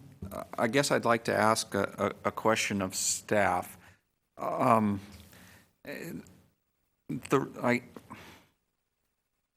I'm trying to figure out is whether there's really enough oversight to make sure we get something that doesn't compete with downtown if we just go through the normal process. It seems like if you look at each piece at a time, we might not get that complete oversight. And I guess I'm not coming up with a very good question. Well, I think through our development review process that we have now and the ability of the Planning Commission to use the discretion to identify whether or not a project is going to be able to meet findings, we would be able to handle those issues. I think it's important to understand that, businesses change and grow over time. What might be competitive in one year may not be competitive in another year.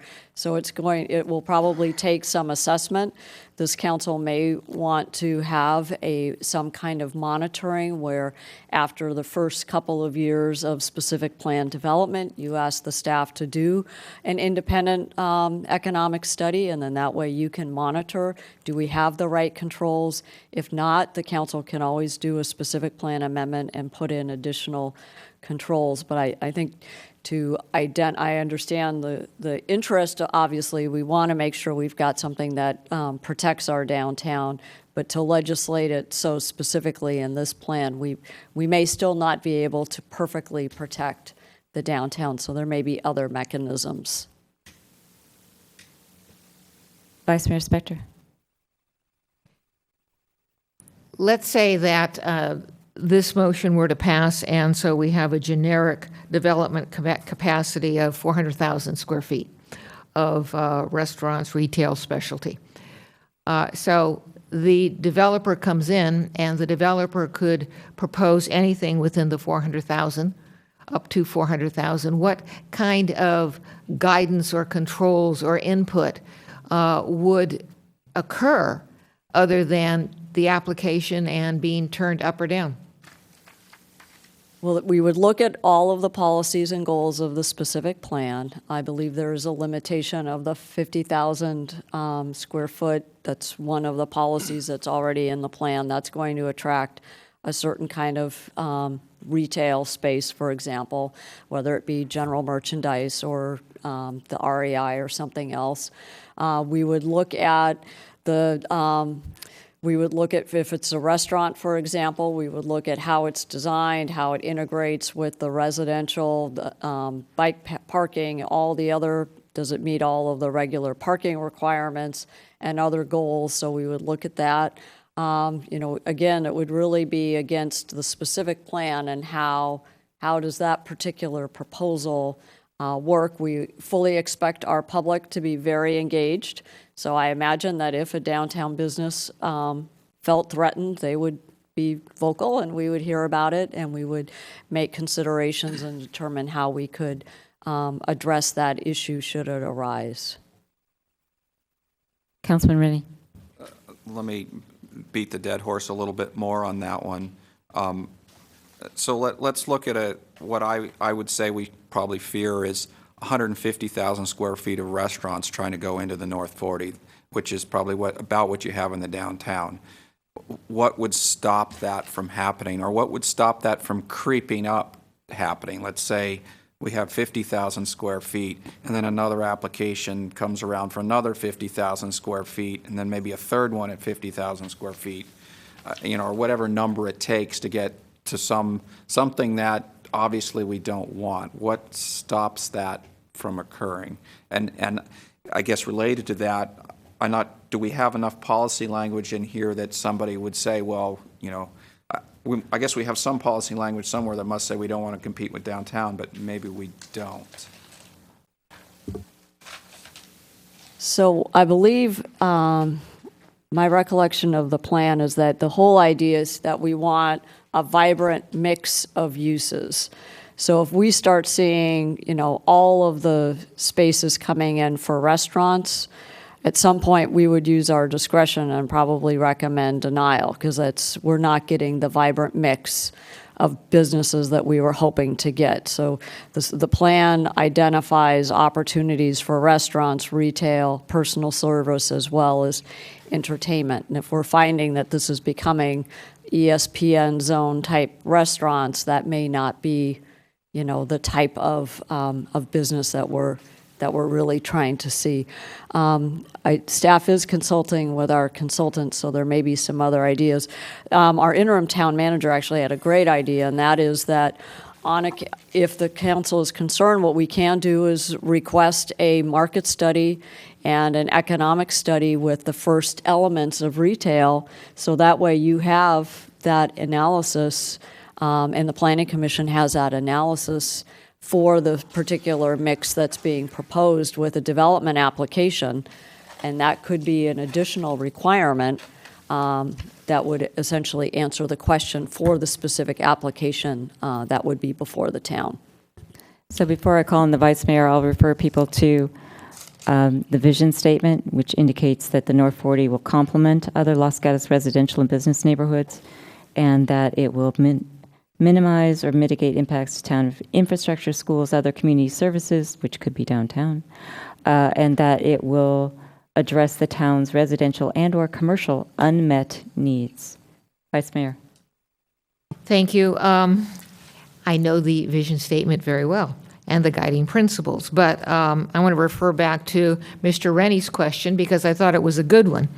If we don't have a chart like Table 2-7, what we have is 400,000 square feet of commercial. And so what I hear the staff saying is somebody comes in for a restaurant and another restaurant and another restaurant, and staff will decide whether or not that restaurant after restaurant after restaurant complies with our guiding principle.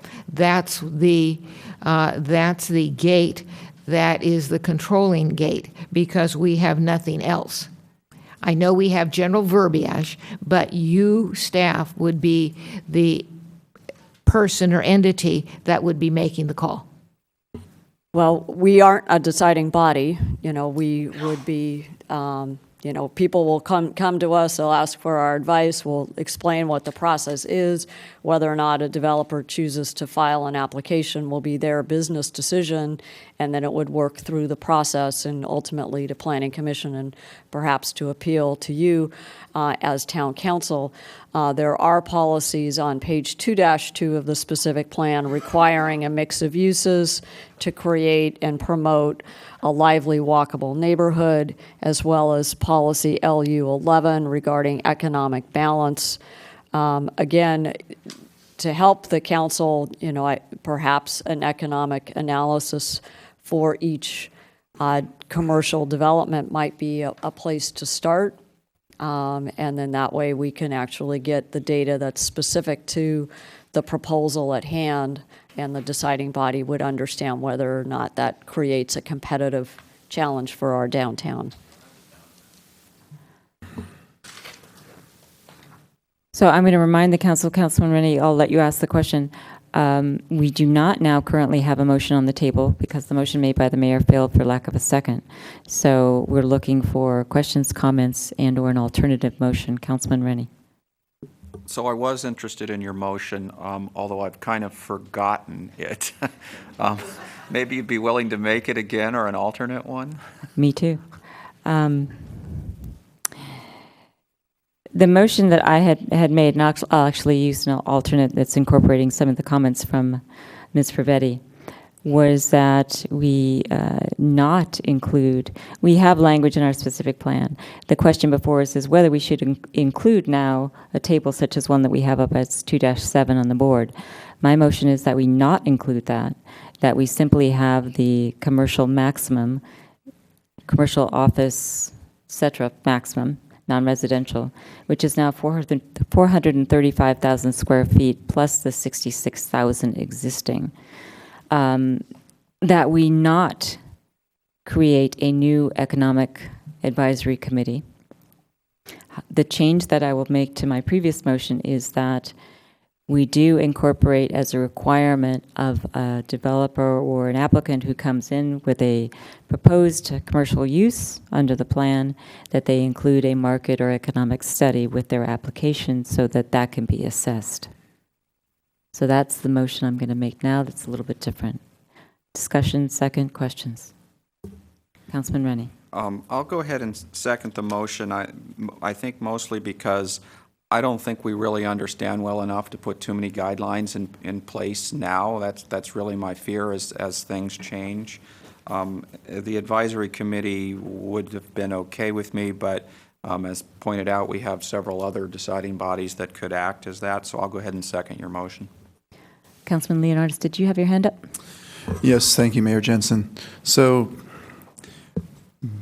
if there's a number of 400,000, does that mean, and we have another rule where it says the maximum square footage is 50,000, that means you can have 8 times 5, 50,000 square foot stores, right? And that's it in the North 40?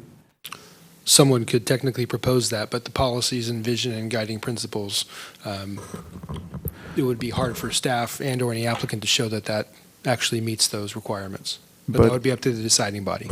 In theory, it could happen. I mean, let's face it, there's a vision statement, but it's interpretable. I mean, someone might consider that to be walkable or friendly, or there could be paths in between and trees and open space, but you can have 8 box stores, or you can have 400, 1,000 square foot stores. I don't think these were the intentions. So that's kind of why I would go back to supporting more of a table format. And I assume the table, and I wasn't part of this process, as some of my fellow council members were, but was created by the North 40 Advisory Committee as sort of, you have to start somewhere with the ideas. So you come up with, you know, a lot of different size spaces, and you try to put it into some figures to divvy up this amount of square footage in a reasonable manner. I realize that there are market forces that drive things, and it's nice to have flexibility. But I think the table provided has a good, how can I say it, a good diversity of sizes. And so I'll just leave my comments there. I don't know if I would want to fully abandon it or fully embrace it at this point. So right now we have a motion on the floor. Vice Mayor Spector. Thank you. I agree with Mr. Leonardis, and I will be voting against the motion for those reasons. Any other comments? Councilwoman Sayak. A comment, and then I will be making a request for amendment to the motion. So my concern with all this is that there be a process so that there be a public hearing of some sort, a public vetting of what the retail component would be before an actual application comes before Planning Commission, because there is this feeling that by the time it comes here, it's a done deal, and I want to remove that. So I'm understanding where the concerns are. I want to see if the maker of the motion and the seconder would be amenable to using the CDAC. It's a public body that has the Planning Commission and Town Council. It's a public hearing, so it would so the people would know what's available, and it would be an opportunity to hear what the ideas are before an application continues along a path that that many people may be worried about. So as I understand it, that you're requesting that the motion include a mandatory CDAC for any commercial use, for or the commercial, a specific, any commercial use? For that's correct. Well, and I'll be amenable to that, but the way I understand it, the commercial application, it's going to be coming with a mix of some sort, so it would give us a flavor of what it would look like. And so if that at least came to a public body so that we can actually discuss it in a public format, I would be comfortable without a table and without an economic advisory group. Okay. So as the maker of the motion, I'm actually willing to incorporate that because I'm a huge fan of the CDAC and I wish people would use it more often. So if I can make them use it, I'm more than happy to. I'm acceptable to that. Okay, so the motion has now been amended, made by the mayor, seconded by Councilwoman Rennie. Any other discussion on the motion? I'm going to call the question. All in favor? Aye. Opposed? No. Okay, the motion passes 3-2. Vice Mayor Spector and Councilman Leonardis are opposed. Ms. Pravetti or Mr. Paulson, the remaining bullet has to do with conditional use permit requirements. And I admit to being unclear. Have we just taken care of that from the last motion, or is that, tell me what that is contemplating? So it's contemplating the permitted land use table, which is table 2-1. And so it is a Tell list. us where we're going to find 2-1. Sorry, on page 2-7.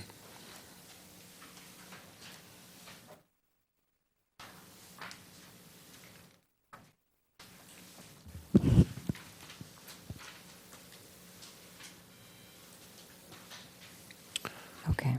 And the table continues on to 2-9. So we can go through these, or if the council has questions, whatever the mayor prefer. All right, so Mr. Paulson, Ms. Pravetti, and members of the council, it's my understanding that what we're being asked to do is consider the basic boxes that we're seeing on page 2-7, page 2-8, and page 2-9 of permitted uses that are being designated as either permitted or requiring a CUP. Is that correct? Correct. And are these been edited on our new version, because there are some notes on 2-7 where there's a superscript. So the superscript number 1, excluding new medical office, superscript number 2, residential only allowed in Northern District when located above commercial. Are those new? So I will put up the actual red line version of that, which it's hard to see the red lines. So the changes were the subscript 1 at office and excluding new medical office. And then the previous one, I don't see that one.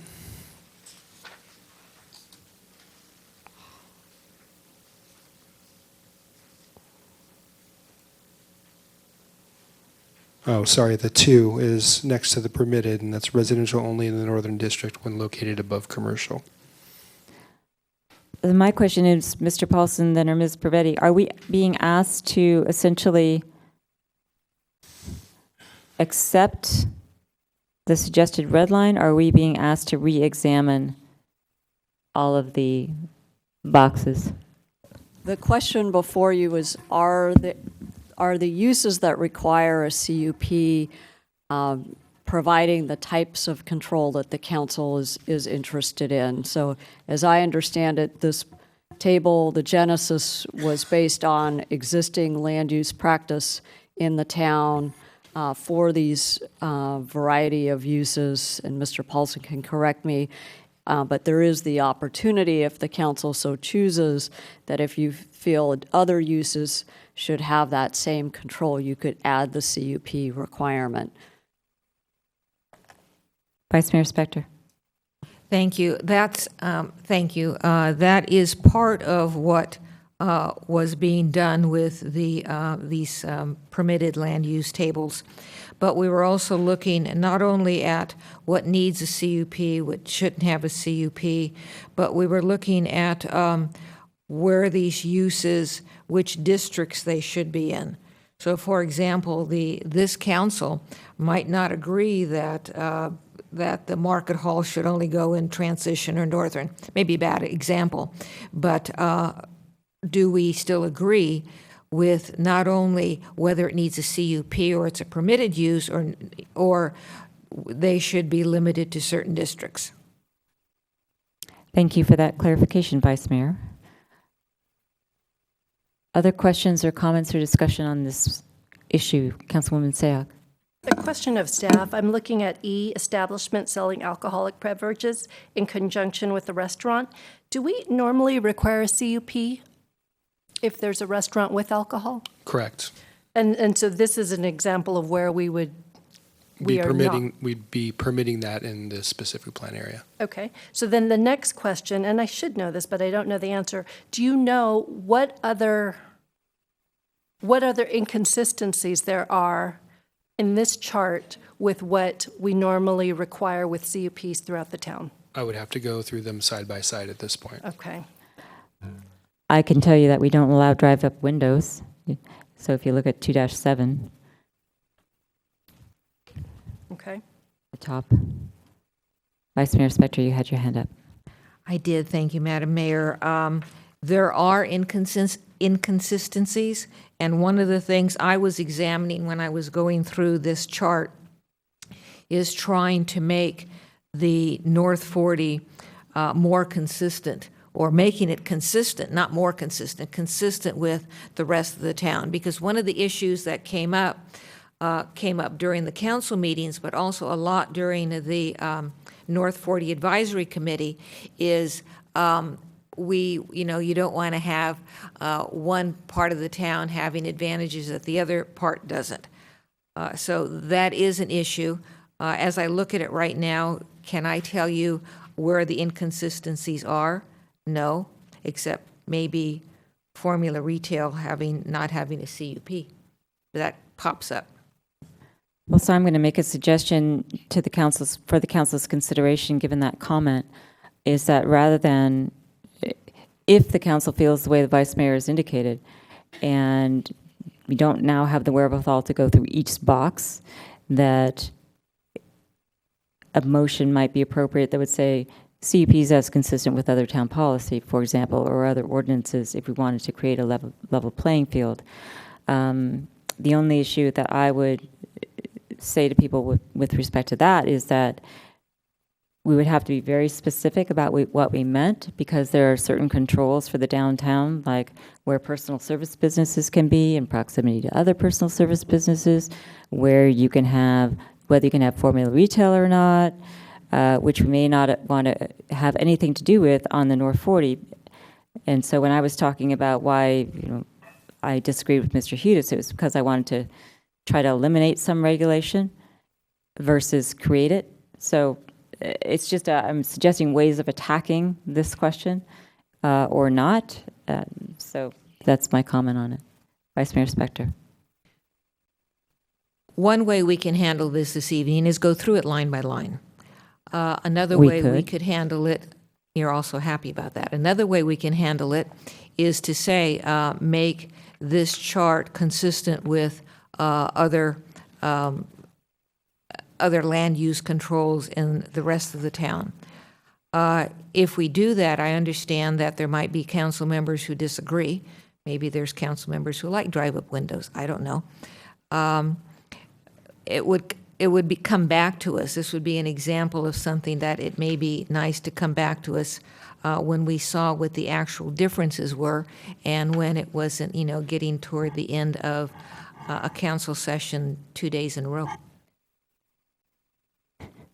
Just had to go there. The council certainly has the option of making a motion to direct staff to just bring this portion if people don't feel prepared to either say make it consistent, make it inconsistent, or I can't figure it out. Obviously, you have the option of saying, staff, please give us more information. We always have that option. Councilman Leonardis. Thank you, Mayor Jensen. I think perhaps this should come back. One concern I do have about it, and this is based on practicality, what if you had all of a sudden, 150 applications for CUPs hit you at once? How do we handle that? So to put the same rules that we have on town, which were established and individually vetted over time to our downtown, and then try to apply it to this whole development, I'm not sure if that would work or not work, if that would be the best policy or not. Being that this is coming all at one time, I would imagine. Perhaps. I don't know if that makes sense. Just a thought. So any motions, suggestions, processes that people want to consider? Vice Mayor Spector. Thank you. All right, I'm going to make a motion that this table 2-1, permitted land uses, come back to us, and that when it come back to us, the table indicate what the controls, if any, are in other parts of the town. I have a feeling it's going to be downtown, but what the controls, if any, are in different parts of the town, so that we can evaluate it all at one time with that information. Okay, is there a second to that motion? I will second. Seconded by Councilman Leonardis. Questions, comments, or discussion about the motion? Councilwoman Sayoc. I just want to make sure I understood. So when it comes back to us, is it coming back to us as part of the red lines of the second reading, or is it coming back to us as a separate issue that requires further deliberation? I anticipated this as coming back to us as a separate item requiring further deliberation. However, that being said, it could come back at the same time as the rest of it being redlined. For that, I would defer more to the rest of the council and to staff.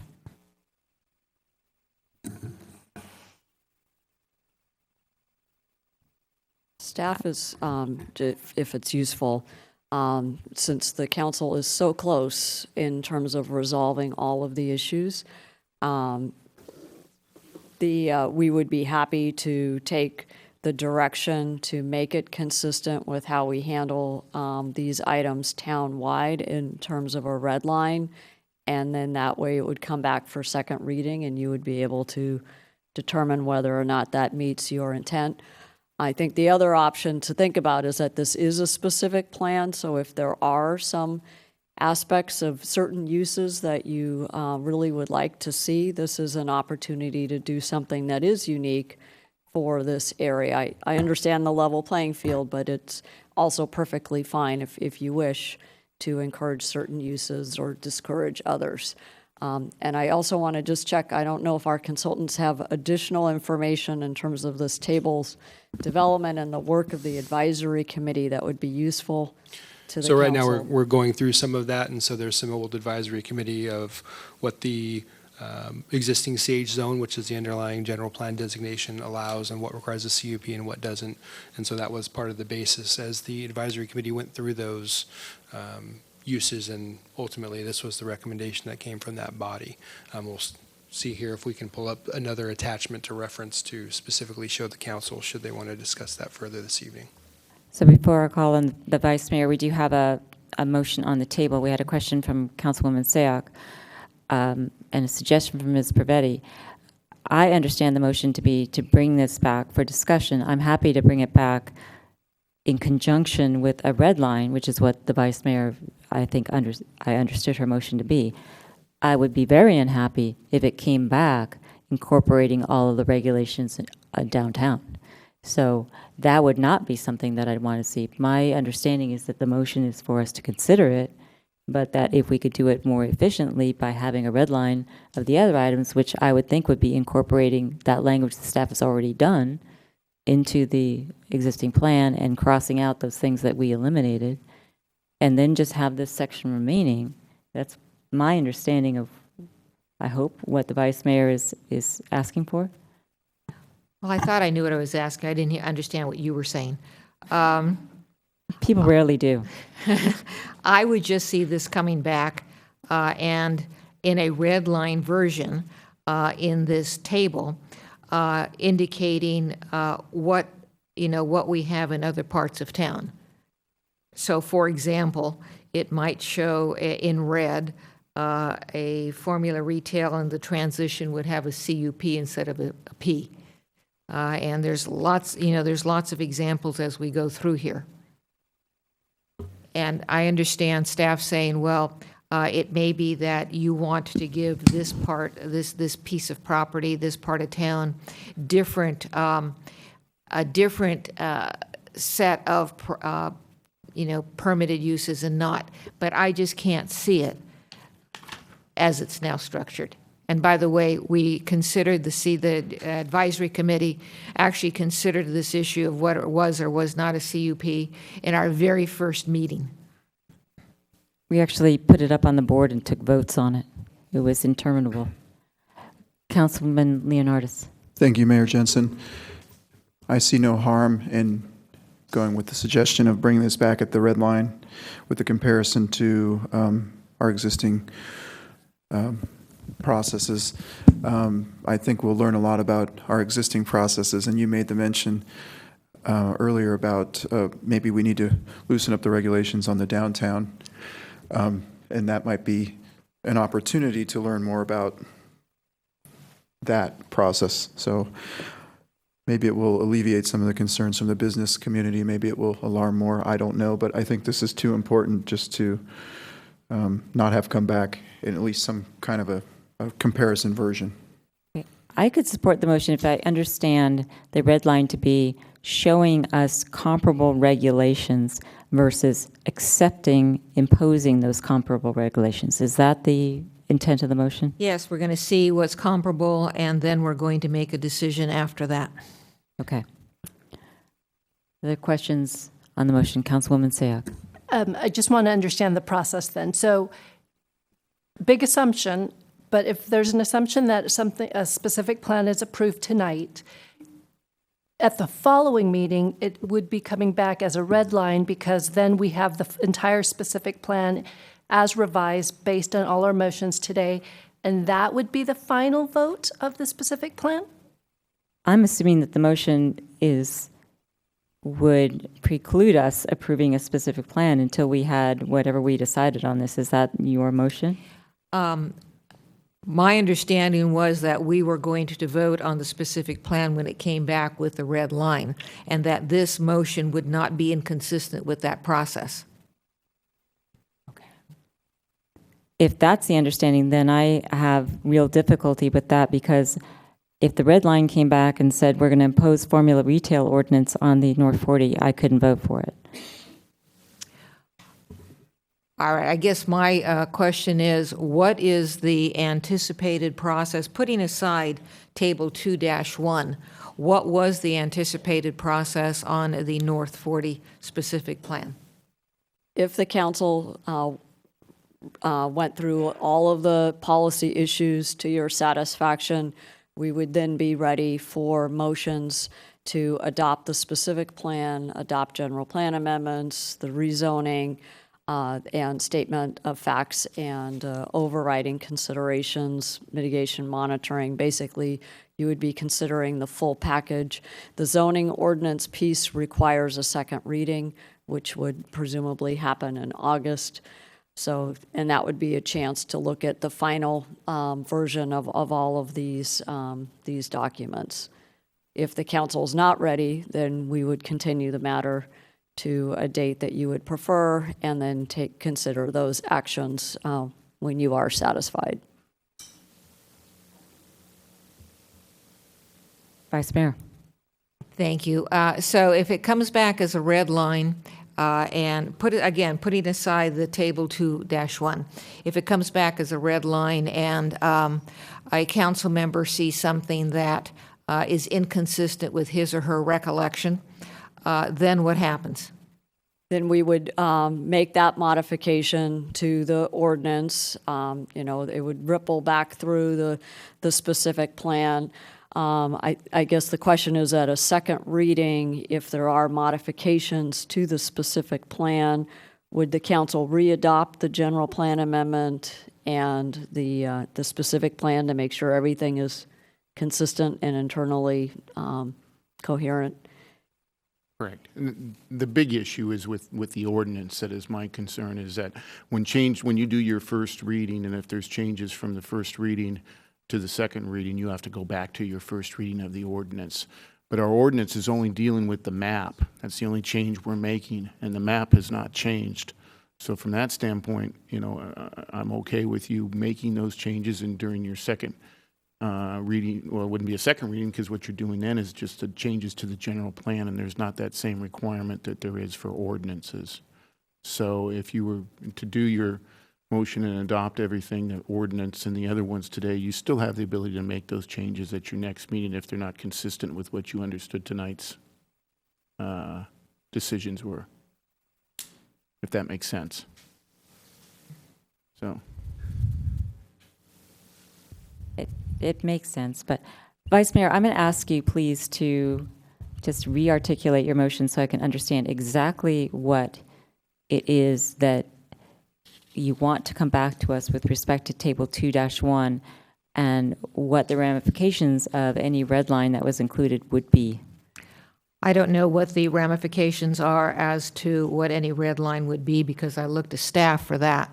But I was looking for this Table 2-1 to come back with to us to show us how these uses, i.e. super drugstore, how these uses are controlled, if at all, in other parts of the town. And so we can do that by a red line so that we can determine how, if in any way, we want them controlled in the North 40. That's what I thought was coming back to us. So let's say super drugstore comes back with a CUP all through town, then we can decide whether or not we want a CUP in the North 40, or whether or not we wanted a permitted use or not used at all. Thank you. Now I understand what you're talking about. You're talking about information. You're not talking. Sorry, can't talk. I can't talk. You're not talking about a red line that results in changing the plan. You're talking about a red line in the sense that it is going to give us a comparable. That is correct, and is consistent with what Mr. Leonardis was saying. Okay. So given that, Ms. Pravetti, can that come back to us even if that's been explained, come back to us even if we were to make an overall motion to approve a specific plan, given that there could be substantive changes in that chart. As I mentioned, the only one that I was concerned about that you couldn't make those changes is the ordinance, and that's only dealing with the map. So if you were to pass the ordinance, pass the specific plan, when it comes back to you, there's still final changes you can, because you're not making the final motion tonight to approve the specific plan. The one issue that wanted to be done tonight, as I understand it, was the first reading of the ordinance, because you need 2 readings for that.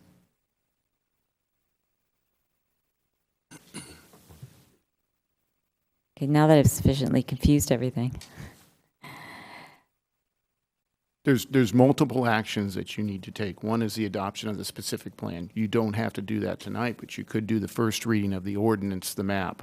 So maybe what we need to do is look at the different actions that need to be taken so you can understand each one and the component that when it has to be adopted. Okay, the first thing I would like to do is just take care of this motion that we have in front of us. Because you're telling me that the other matters aren't necessarily going to change based on this. Certainly appears that you're not ready to adopt the specific plan because you haven't completed Table 2.1, and you can't do that until you see your comparisons. So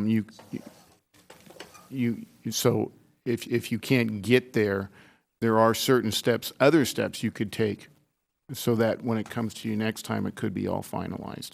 Okay. Because it's a 2-step process no matter what for the ordinance. Even if you adopt the specific plan and do everything tonight, it's still coming back to you for the second reading of the ordinance. But separate and apart from that is your adoption of the specific plan, the resolution for the general plan amendments. So there's other action you could take tonight and hold off on the actual adoption of the specific plan. Okay. So given that explanation, we do have a motion on the floor to bring back Table 2-1 with information regarding comparable regulations that the council can then look at and decide to incorporate or not, is my understanding of the motion. Is that correct? That is correct. And is that the understanding of the seconder? Yes. All right. Any questions on that very specific motion? Okay, I'm going to call the question. All in favor? Aye. Opposed? Mayor's opposed.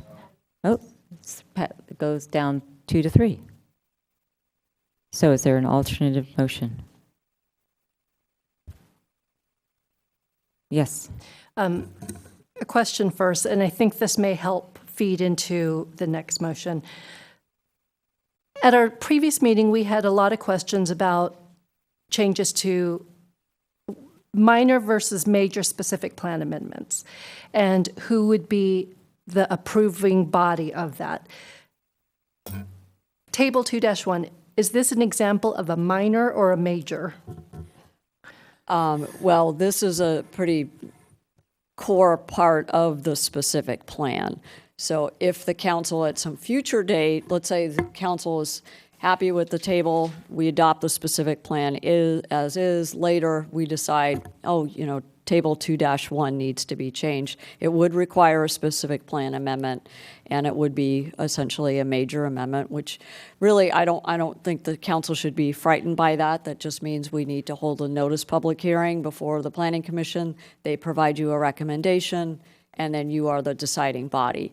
Our only limitation is that we can consider general plan amendments only 4 times per calendar year.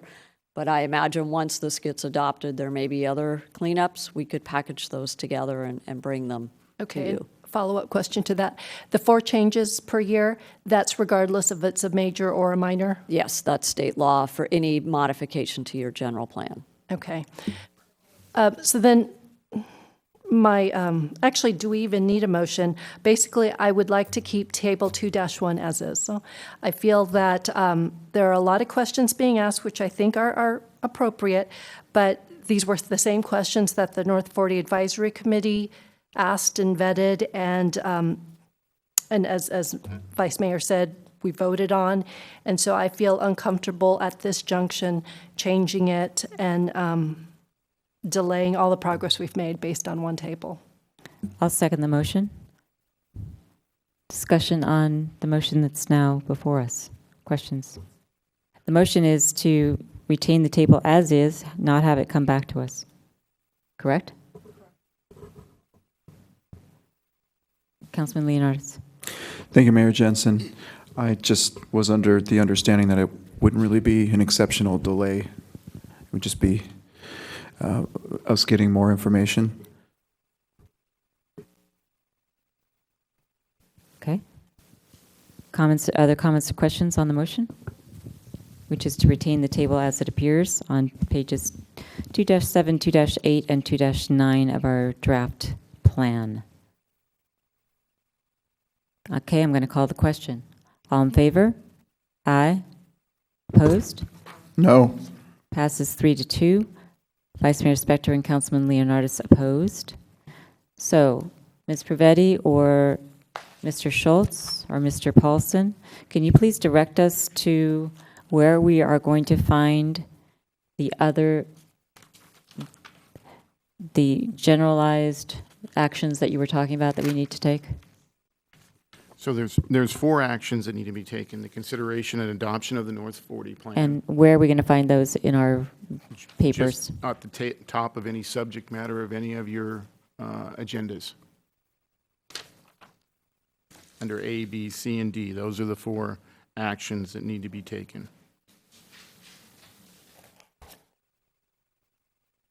Madam Mayor? Yes, it's not on my agenda. This might be an appropriate time. I would like to make a request for a revisit from my colleagues. May I do that? You want to make a motion to reconsider something that you've just decided tonight? No. That's Okay, been I don't understand what previously- you mean. Something that's been previously decided. We took that up at the beginning of the meeting. We didn't make a motion. We made no motion, right? So I Correct. can still make a motion to. You would have to make a motion to suspend our rules Correct. first. May I do that? You can. Has to pass by 4-1 or 5-0. Okay, so I will go ahead if that's all right. So I felt it's too important to pass up to not make the request. I found that when I pulled my nose out of the details of the specific plan, I found that some of the things that I valued we had lost in some of our previous decisions, specifically the decisions we made around height.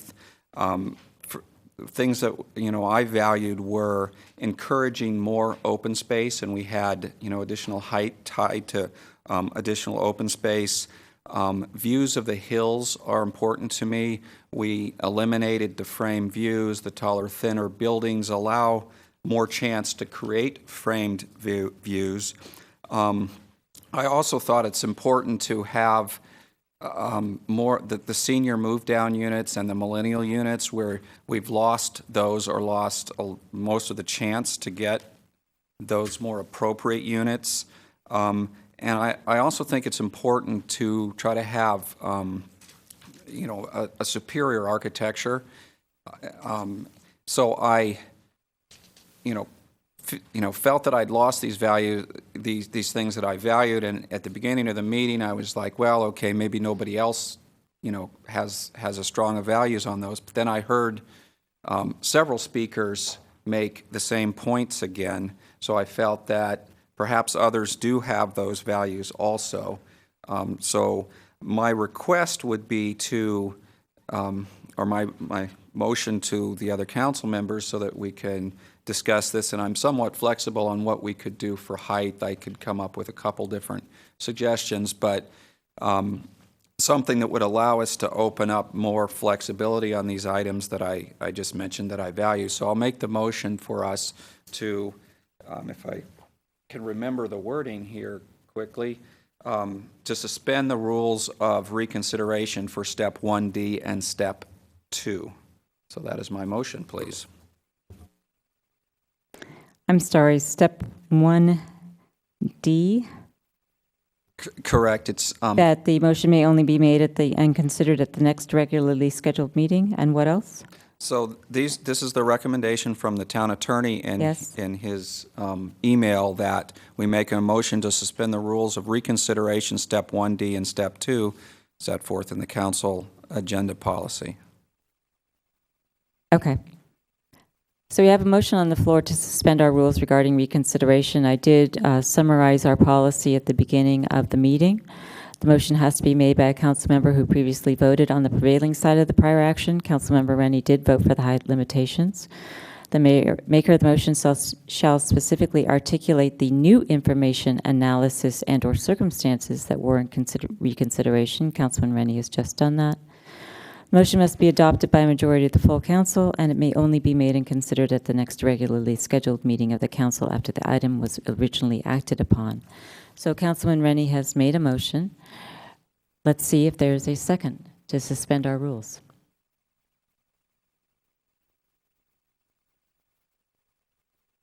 Okay, that motion is going to fail for lack of a second. Thank you. I think it was worth a try. You did it. Vice Mayor Spector. Thank you, Madam Mayor. I have a question of staff. I do see the 4 motions that staff is asking us to make.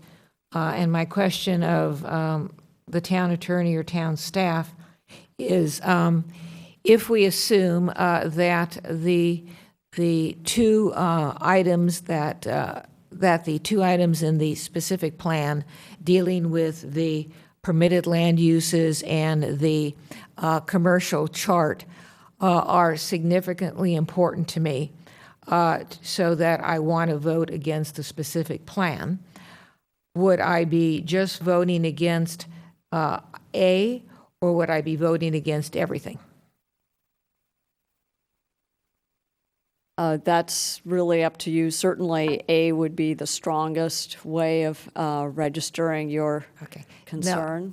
No, it's, I will not be supporting the specific plan. I understand that. But by virtue of not supporting the specific plan, is there a legal nexus to my not supporting B, C, or D? No. You could still support the general plan amendment, the zoning, as well as the adoption of the CEQA resolutions. Because supporting those, not supporting A would be consistent. There would not be anything inconsistent on B, C, or D? I defer to the attorney on that point. Well, if you, I mean, you certainly can vote no on the specific plan, but if you were to vote yes for the general plan, which is approving the specific plan and incorporating it in there, there's inconsistencies there, but nothing that prevents you from doing that. Assume that I don't want inconsistencies.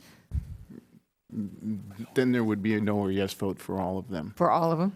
Yes. Okay, thank you. And the issue that I want to bring up to you is it's very difficult. You can't approve B without A because you're incorporating, so they have to go together. But those only can be done in the same night. They don't need to be done in a 2-night period. C is the adoption of the ordinance affecting the zoning code amendment. And that zoning code amendment is just the map that hasn't changed from day one. It's the large just map of it. Maybe Joel has a picture of that you're doing.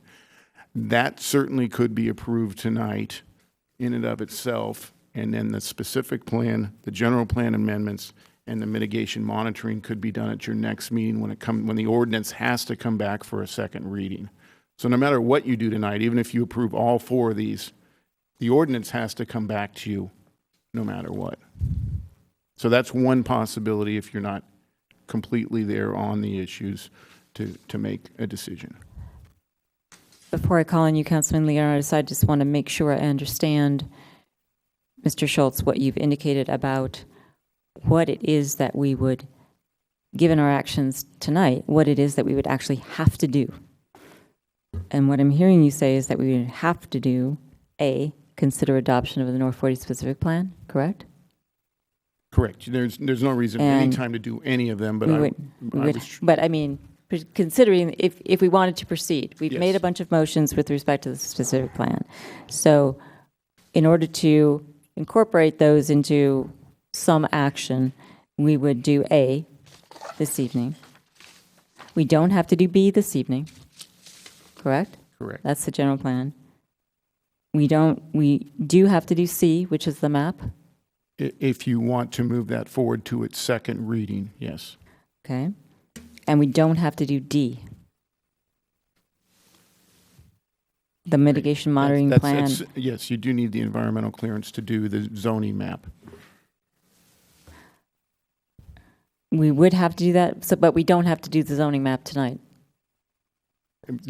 So if you do not do the zoning map tonight, you would not be able to finalize everything at your next meeting, because again, a zoning map is an ordinance that requires a first and second reading. Okay. So what if we wanted to, assuming we wanted to move it forward, the only thing that we really have the option of not doing tonight is the general plan amendment, is what you're telling me.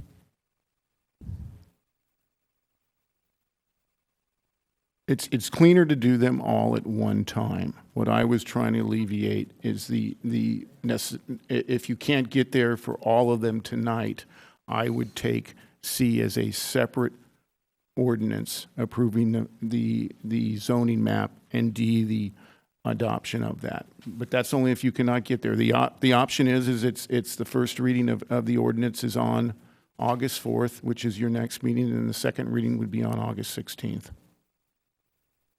That's if we your didn't other do it option. tonight. That's if you didn't do anything tonight. Okay. Councilman Leonardis, you had your hand up. Thank you, Mayor Jensen. So, question for perhaps Ms. Pravetti or Mr. Schultz. I mean, can you just make one motion, A through D, and approve it all at Absolutely. once? If you're all there and ready and have all the information in the table, and I'm sorry, I was kind of in between. I wasn't sure you were all there on the table, but if you're willing to make the motion and you're done with the specific plan, the general plan, and the zoning ordinance and everything, they fall into place. I was trying to find a way to get there if you were not there yet on the specific plan to move some of the items still forward. That's what I was trying to accomplish through my convoluted taking them separately. Not that I want to assume anything from the vice mayor, but I think that what she was asking was, assuming that she didn't like the motion that was passed with respect to the table, what were her options on voting on A through D? Is that right? That is correct, and I vote against everything, unless I'm missing something, Mr. Schultz. Yes. Thank you. Assuming there's a motion made. Okay, I'll make the motion.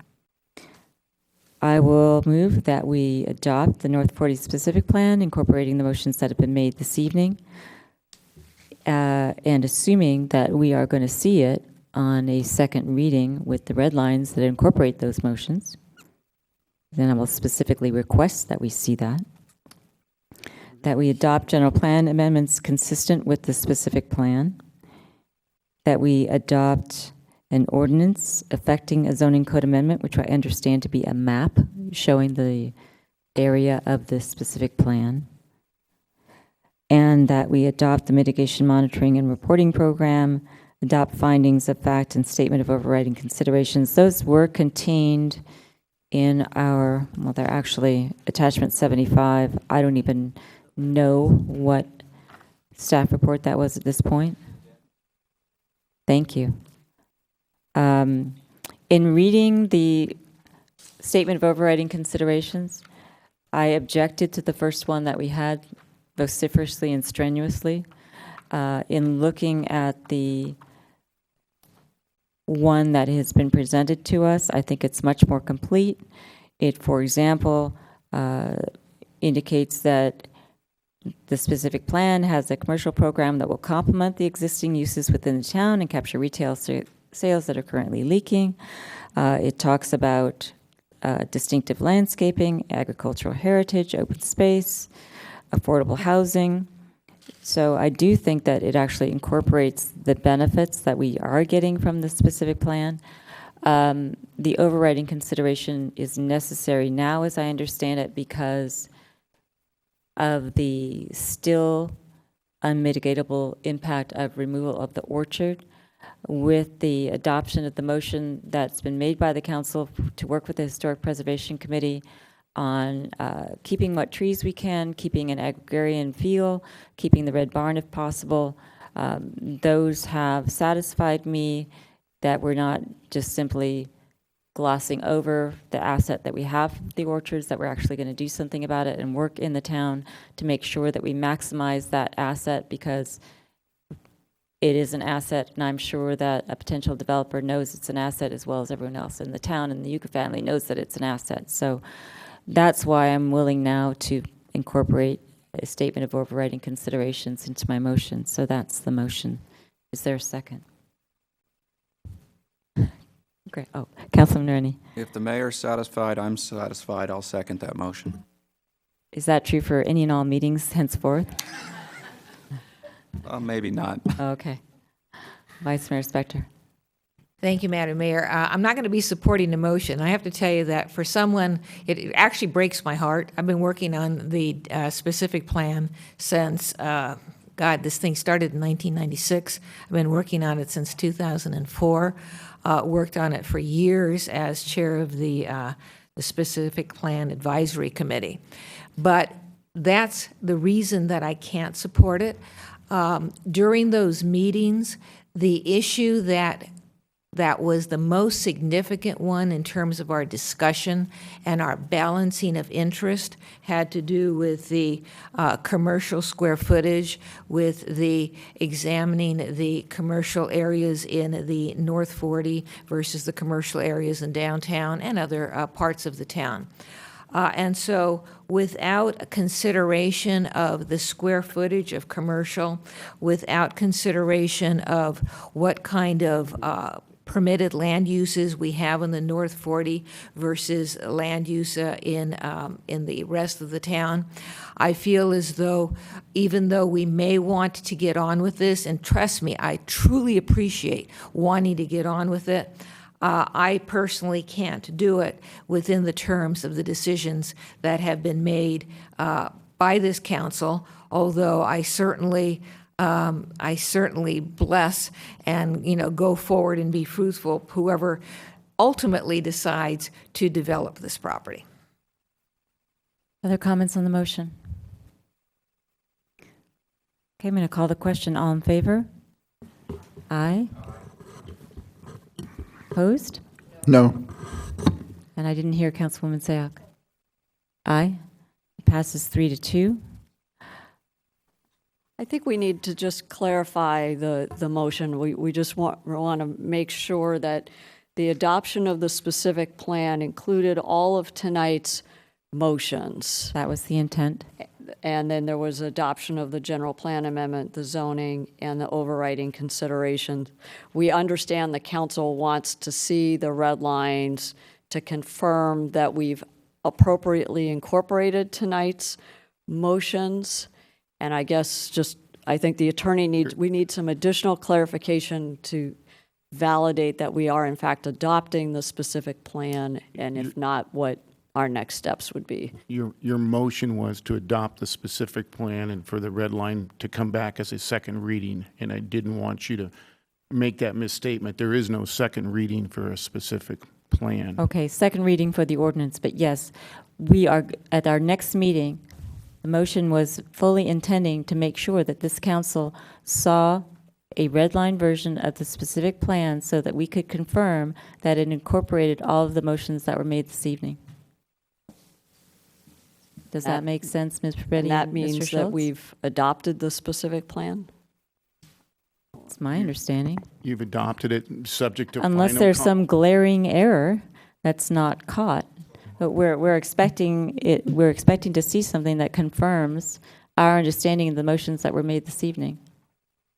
Because at our next meeting is August 4th, so our policy for reconsideration is in play if we see a red line that's inconsistent. Correct. And then the only other item for cleanup is that we need the title read of the ordinance. So we needed title to be, Okay. the full ordinance be waived and title only.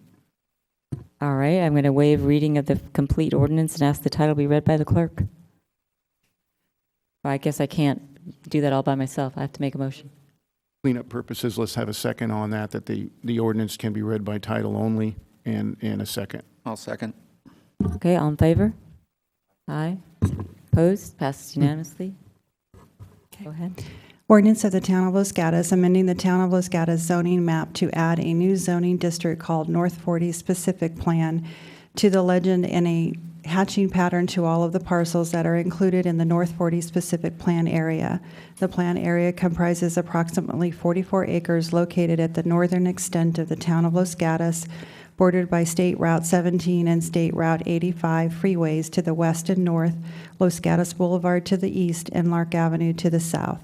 APNs 424-07-009-010-024 through 027-031 through 037-052 through 054-060 063 through 065 070 081 through 086 090 094 through 095 099 100 102 through 112 424 06 115 116 and 129.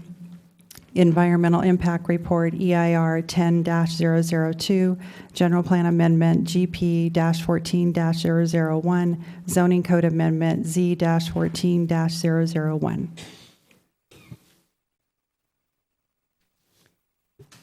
Okay. Councilwoman Sack.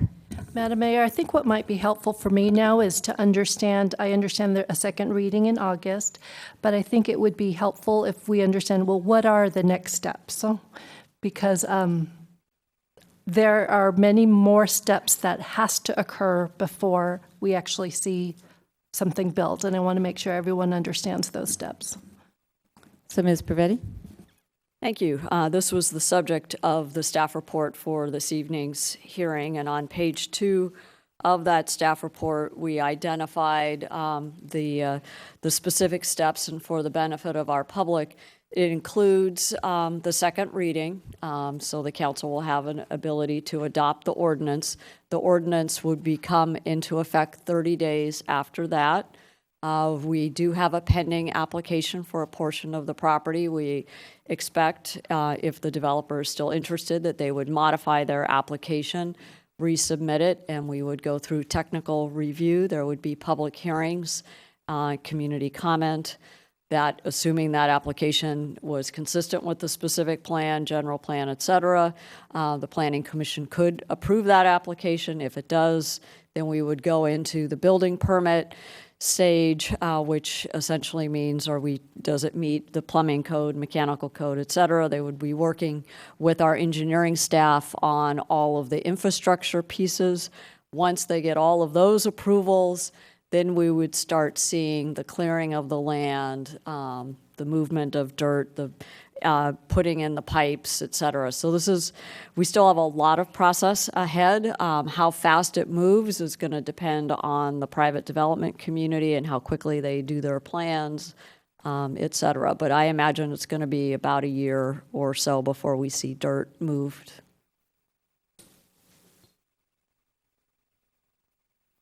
Councilman Rennie. Just wondering, this seems to be a major milestone. Can we accept clapping at this point? I don't know that a lot of people want to clap. They can if they want. I wanted to, on behalf of myself, thank the council for all of the work that they've done. In particular, I want to thank the vice mayor because I know how hard she has worked on this, and I respect her opinion greatly. And I'm sorry that she couldn't see her way clear to vote for the plan, but I completely understand her rationale. I want to thank every one of you who has monitored this throughout and appeared at who knows how many meetings with respect to it and given us your valuable input. It really actually has been valuable. We appreciate it. We appreciate your interest. As Ms. Pravetti indicated, it's a long process going forward, and we know that you will be as vigilant going forward as you have been to this point. Remember that the only thing that the council has done tonight is make a motion to adopt a specific plan. We have done nothing to approve any development or any development application on that property. All of that is something in the future, and we expect that it's going to get monitored by our citizens the way everything else in this town gets monitored, and we look forward to that. Thank you also to the staff for all the work that you've put in, countless hours, and explaining everything to us and having those papers and red lines available. We appreciate it. So thank you, everyone, and good night.